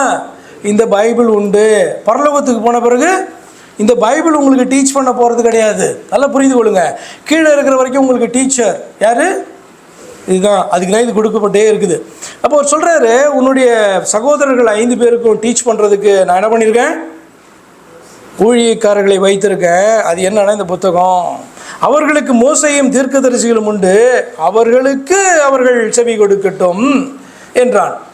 அதற்கு இவன் என்ன பண்ணுறான், விடமாட்டேன்றான், திரும்ப திரும்ப உரிமையாக தகப்பன் இல்லை ஆபிரகாம். அதற்கு அவன், அப்படி அல்ல தகப்பனாகிய ஆபிரகாமே, மரித்தோரில் இருந்து ஒருவன் அவர்களிடத்திற்கு போனால், ஒரு அற்புதம் நடந்தால், அவர்களுடைய கண்கள் இதை கண்டால். ஏன்னா லாசரு அவங்களுக்கு தெரியும், அவங்களும் லாசருக்கு என்ன பண்ணியிருக்காங்க, பிச்சை போட்டிருக்காங்க. எல்லாம் வீடெல்லாம் பக்கத்தில் தான் இருக்கும், ஒரே ஸ்ட்ரீட்டு இல்லைன்னா ஒரே கிராமம், எல்லாருக்கும் தெரியும். ஏன்னா இப்படி நாய் நக்குகிற நிலையிலே காணப்பட்ட ஒரு மனுஷனை யாருக்கும் தெரியாமல் இருக்குமா? எப்படி ஃபேமஸாக இந்த ஐஸ்வர்யவானை தெரியுமோ, அதே போல் லாசருவையும் தெரியும். எல்லாம் சொல்லுவாங்க, அந்த இடத்துல தான் இருப்பான், அங்கே இருப்பான் பாரு, அங்கே இருப்பான் பாரு, பருக்கள் நிறைந்தவனாக இருப்பான் பாரு, நாய் நக்கிட்டு இருக்கும் பாரு, ஆனால் ஆண்டவர் மேலே என்றைக்கும் விசுவாசமாக இருக்கிறான் பாரு சொல்லுவாங்க இல்லையா, சொல்லியிருப்பாங்க இல்லையா, நிச்சயமாக. அப்போ பார்த்துங்க, திரும்ப சொல்கிறான், அப்படி அல்ல தகப்பனாகிய மரித்தோரிலிருந்து ஒருவன் போய் அவர்களிடத்துல. ஏன்னா லாசர் போய் என்ன சொல்லுவார், நான் பாரு அங்கே ஆபிரகாம் மடிக்கு போயிட்டேன், உங்கள் அண்ணன் ஐஸ்வர்யவான் எங்கே இருக்கான் தெரியுமா, அங்கே இருக்கிறான், அதனால் மனம் திரும்பிடுங்க. உங்கள் அண்ணன் பார்த்திங்கன்னா ரெக்கமெண்ட் பண்ணி நான் இங்கே கீழே வந்திருக்கேன். அவர் சொல்லிட்டார், நோ சான்ஸ். பரலோகத்துலேருந்து யாருமே இறங்கி இனிமேல் என்ன பண்ண மாட்டாங்க, உயிர் தெழுந்தோ பரலோகத்துலேருந்து இறங்கி வந்தோ சுவிசேஷ செய்தியை இனிமேல் இந்த பூமிக்கு நினச்சிடாதீங்க. பரலோகத்தின் தெய்வமே சுவிசேஷ செய்தியை நமக்கு கொடுத்துட்டாரு. நானே அவர் என்று நீங்கள் விசுவாசியாவிட்டால் உங்கள் பாவங்களிலே சாவீர்கள். நானே அவர் என்று, இறங்கி வந்த நானே பரலோகத்தின் தெய்வம் என்று, உங்கள் பிதா என்று நீங்கள் விசுவாசியாவிட்டால் உங்கள் பாவங்களிலே சாவீர்கள். நம்ம பார்த்தோம் இல்லையா, மரணத்துக்கு ஏதுவான பாவம், மரணத்திற்கு ஏது வல்லாத பாவம் எந்த பாவமாக இருந்தாலும் ஆண்டவர் என்ன பண்ணுவார், நானே அவர் என்று சொன்னார் அல்லவா, நீங்கள் அவ்வளமாய் அவரை விசுவாசிப்பீர்கள் என்று சொன்னார். உங்களுக்காக உங்களுடைய பரலோக தெய்வம் இறங்கி வந்தார் விசுவாசிப்பீர்கள் என்று சொன்னார். மரித்தார், அடக்கம் பண்ணப்பட்டார், 3ஆம் நாள் உயிரோடு எழுந்து திரும்பவும் வருவேன்னு சொன்னார் அல்லவா. அந்த தெய்வம், பரலோகத்தின் தேவன், உங்களை உண்டாக்கின பிதா என்று நீங்கள் விசுவாசியாவிட்டால் ஒருபோதும் எதிலிருந்து கிடைக்காது, விடுதலை கிடைக்காது. அந்த பாவம் மரணத்துக்கு ஏதுவான பாவமாக காணப்படுது, அதில் விடுதலையே கிடைக்காது. இப்போ சொல்கிறார், மரித்தோரிலிருந்து ஒருவன் அவர்களிடத்திற்கு போனால் மனம் திரும்புவார்கள் என்றான். இது அவனுடைய ஒரு நம்பிக்கையாக காணப்படுது. அப்போ எங்கே அங்கே போன பிறகு ஒருத்தருக்கு நம்பிக்கை காணப்படுது பார்த்தீங்களா. நம்பிக்கை எங்கே வரணும், இந்த புத்தகம் என்னை ரட்சிப்பின் வழியிலே நடத்தும், இந்த புத்தகம் கன்மலை எனக்கு காண்பித்து கொடுக்கும், என்னுடைய வாழ்க்கை அந்த கண்மலையின் மேலே அமைக்கப்படும் என்று சொல்லி இந்த வசனத்தை தேடுகிற மனுஷன் விசுவாசியாக மாறுகிறான். அவன் தப்புகிறான். ஆனால் நான் அதுக்கப்புறம் அங்கே போன பிறகு இதை விட்னஸ் பண்ண பிறகு நான் பார்த்திங்கன்னா விசுவாசியாக மாறுறேன், நான் நம்புகிறேன் அப்படின்னா அது அர்த்தமே கிடையாது. அது ஒருபோதும் பிரயோஜனமாக இருக்க போகிறது கிடையாது. ஆனால் ஆபிரகாம் சொல்கிறாரு, அதற்கு அவன், அவர்கள் மோசேக்கும் தீர்க்கதரிசிகளுக்கும் செவி கொடாவிட்டால் மரித்தோரிலிருந்து ஒருவன் எழுந்து போனாலும் நம்ப மாட்டார்கள் என்று சொன்னான் என்றார். இப்படி ஆண்டவர் பார்த்திங்கன்னா ரொம்ப அழகாக அந்த ஊமையின் மூலமாக உனக்கு கொடுக்கப்பட்டிருக்க தருணம், இந்த பூமியிலே நீ வாழ்ந்து கொண்டிருக்கிற நாட்கள் மட்டும்தான். நீ ஐஸ்வர்யனாக இருக்கலாம், தரித்திரனாக இருக்கலாம், உலகத்தால் அற்பமாய் எண்ணப்படலாம், உலகத்தால் ஆசீர்வதிக்கப்பட்டவன் என்று பார்க்கப்படலாம். ஆனால் என்னுடைய பார்வையே வேற, உன்னுடைய பார்வை வேற, என்னுடைய பார்வையே வேற. என்ன தான் பண்ணணும்னா, இன்றைக்கு உனக்கு கொடுக்கப்பட்டிருக்கிறதான இந்த வேத வாக்கியங்களின் படி நீ என்னை அறிந்து ஏற்றுக்கொண்டாய் என்று சொன்னால் நீ பிழைக்கலாம் அப்படின்னு ஆண்டவர் கற்றுக் கொடுத்தார். அப்போ கர்த்தருடைய உபகாரங்கள் உலகத்தின் அளவுகோலால் அளக்க கூடாதவைகள். அல்லேலூயா. நாசியிலே சுவாசம் என்று சொல்லுவது சாதாரண விஷயமாக நமக்கு தோன்றலாம். ஒரு கொரோனா பீரியடை கடந்து வந்தவர்கள் தானே நம்ம. அப்போ அந்த ஆக்சிஜனுடைய இம்பார்ட்டன்ஸ் பார்த்திங்கன்னா கொரோனா டைமில் கொஞ்சம் தெரிஞ்சுது, அவ்வளோதானே, கொஞ்சம் தெரிஞ்சுது.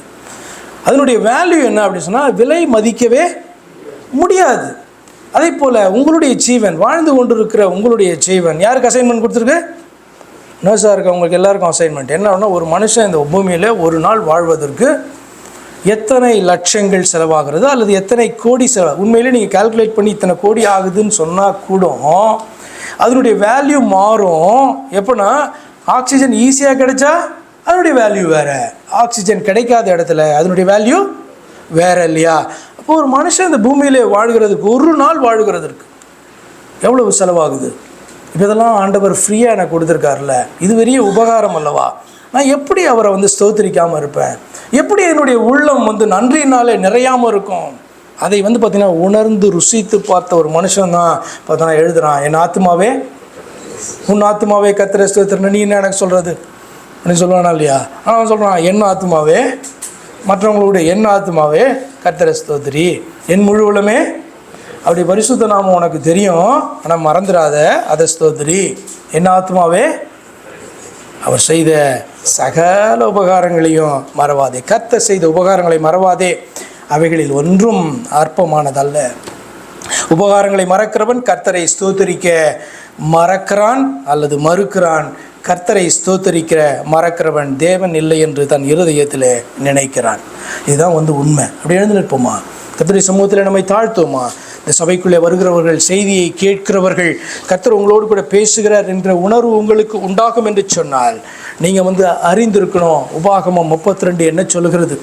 ஏன் கர்த்தர் தன்னுடைய பிள்ளைகளை பார்த்து, அவர்கள் என்னுடைய பிள்ளைகள் அல்ல, அவர்கள் மாறுபாடுள்ள சந்ததியார், யோசனை கெட்டதான ஜாதி, உணர்வற்ற ஜனம் என்று சொல்ல வேண்டும்? ஒரே காரணம்தான், தன்னை உண்டாக்கி தன்னை அழைத்ததான தன்னுடைய தெய்வமாகிய பிதாவை அவர்கள் பார்த்திங்கன்னா எங்கே வைக்கணுமோ இருதயத்தில் அங்கே வைக்கலை. அங்கே வைக்காதபடினாலே அவரை ஸ்தோத்தரிக்க முடியல. அவரை திரும்ப திரும்ப சொல்கிறாரு, நான் தான் அவர், என்னோடு கூட வேறு தேவன் இல்லை. உங்களை நடத்துகிறதற்கு, உங்களை ஆட்கொள்ளுகிறதற்கு, உங்களை விடுதலையாக்குகிறதற்கு, உங்களை பரலோகத்தில் கொண்டு போய் சேர்க்கிறதற்கு வேறே தெய்வம் என்னோட இல்லை. இருந்தால் பரவாயில்ல, அனுப்பலாம். நானே அவர். கொல்லணும்னா நான் தான் கொல்லணும், உயிர்ப்பிக்கிறத நான் தான் உயிர்ப்பிக்கணும், காயப்படுத்துறனா நான் தான் காயப்படுத்தணும், சுஸ்தமாக்குறனா நான் தான் சுஸ்தப்படுத்தணும், வேற ஒருத்தர் இல்லை. நான் வானத்திற்கு கரங்களை உயர்த்தி நான் என்றும் ஜீவித்திருக்கிறவர் என்று சொல்லுகிறேன் அப்படின்னு சொன்னவர் தான் சொன்னார், மரித்தேன், ஆனாலும் இதோ சதா காலங்களிலும் உயிரோடு இருக்கிறேன், பாதாளத்திற்கும் மரணத்திற்கும் உரிய திறவுகோல்களை உடையவராய் இருக்கிறேன் என்று சொன்னவர் என்னார் என்றும் அவருடைய நாமம் இன்னதென்றும் நீங்கள் அறிந்திருக்கிறபடினாலே இந்த கர்த்தரை விட்டுறாதீங்க. இந்த பூமியிலே கொடுக்கப்பட்டிருக்க தருணத்தை நீங்கள் பயன்படுத்தி கொள்ளுங்க. தெரியலையா இன்னும் அவரை? ஆழமாக தோண்டுங்க, வேத வார்த்தைகளை தோண்டுங்க, ஆராய்ந்து பாருங்க, கர்த்தர் என்கிற கண்மலையை கண்டுபிடிங்க, அதன் மேல் உங்களுடைய வாழ்க்கையை நம்பிக்கை அமைத்து கொள்ளுங்க. வெள்ளம் வரும், ஆனாலும் நீங்கள் நிற்பீர்கள். அர்த்தம் என்ன தெரியுமா? எல்லா சோதனையும் கடந்து பரலோக ராஜ்யத்திலே பிரவேசிக்கிறவர்களாக நீங்கள் காணப்படுவீர்கள் என்பதுதான் ஆண்டவர் அந்த ஊமையின் மூலமாய் கற்றுக் கொடுத்ததான காரியம். எங்கள் அன்பாய் நேசிக்கிற எங்கள் பரிசுத்த பிதாவே, தர்மியான தருணத்துக்காய் நாங்கள் நன்றி செலுத்துகிறோம் ஐயா. தாவீதுக்கு தாவை உணர்வை தந்து ஒரு புத்தியுள்ளவனாக, ஞானம் நிறைந்தவனாக, ஆண்டவரே தன்னுடைய ஆத்மாவை பார்த்து பேசுகிறதான ஒரு காரியம் வேதத்தில் எழுதப்பட்டிருக்கு. ஆண்டவரை சொன்னதான காரியம், சகல உபகாரங்களையும் கர்த்தர் என்கிற இந்த தெய்வம் செய்ததான சகல உபகாரங்களையும் நீ மறவாதே என்று சொல்லி ஆண்டவரே உணர்த்துகிற, தன்னோடு கூட தன் இருதயத்தோடு கூட பேசுகிற ஒரு காரியமாக இந்த காரியம் அமைந்திருந்தாலும் எங்கள் ஒவ்வொருவருக்கும் இந்த வார்த்தை ஆசீர்வாதமாய் அமைந்ததற்காக நன்றி செலுத்துகிறோம். ஆண்டவரே, நீர் எங்களுக்கு செய்ததான உபகாரங்களை ஆண்டவரே எங்களுடைய ஞானத்தை கொண்டு, ஒரு உலகத்தின் அளவுகோலை கொண்டு ஒருபோதும் அதை அழைக்க முடியாது. அது பெரியது, இது பெரியதல்ல என்று சொல்லுகிறதற்கு ஒன்றுமே இல்லை. சுவாசம் எடுக்கப்படுமானால் ஆண்டவரை மரணித்து போகிறவனாகவும், பாதாளத்தில் இறங்குகிறவனாகவும், ஒருபோதும் ஆண்டவரை யோசனை அழிந்து போனவனாகவும், தேவனை துதிக்க முடியாதவனாகுமோ ஆண்டவரே போகிற அந்த நிலைக்கு முன்பாக இந்த பூமியிலே வாழ்ந்து கொண்டிருக்கிற இந்த நாட்களிலே உம்மை அறிந்தவர்களாய், உணர்ந்தவர்களாய், உம்மை ஸ்தோத்திரிக்கிறவர்களாய், நன்றியுள்ள பிள்ளைகளாக, வெளிச்சத்தின் ஜனமாக நடந்து கொள்ள கர்த்தாவே, சபைக்குள் வருகிற வார்த்தைகளை கேட்கிற ஒவ்வொருவருக்கும் உணர்வுள்ள இருதயத்தை ஆண்டவர் தாமே தருவீராக. கர்த்தராகிய இயேசு கிறிஸ்துவின் நாமத்தினாலே எல்லாரையும் நான் வாழ்த்துகிறேன். ஆண்டவர் தாமே பொறுப்படுத்திக் கொள்வீராக, பிள்ளைகளை பலப்படுத்துவீராக, ஆசீர்வதிப்பீராக. கர்த்தராகிய இயேசு கிறிஸ்துவின் நாமத்தை ஜெபிக்கிறேன் அருமை பிதாவே, ஆமென். என் ஆத்துமாவே கர்த்தரை ஸ்தோத்திரி, என் முழுவலுமே பரிசுத்த நாமத்தை ஸ்தோத்திரி. என் ஆத்துமாவே கர்த்தரை ஸ்தோத்திரி, கர்த்தர் செய்த சகல உபகாரங்களையும் மறவாதே. ஆமென். நம்முடைய கர்த்தராகிய இயேசு கிறிஸ்துவுடைய கிருபையும் தேவனாகிய அவருடைய அன்பும் அவருடைய பரிசுத்த ஆவியின் ஐக்கியமும் இன்றும் சதா காலங்களிலும் உங்கள் அனைவரோடும் கூட இருப்பதாக. ஆமென்.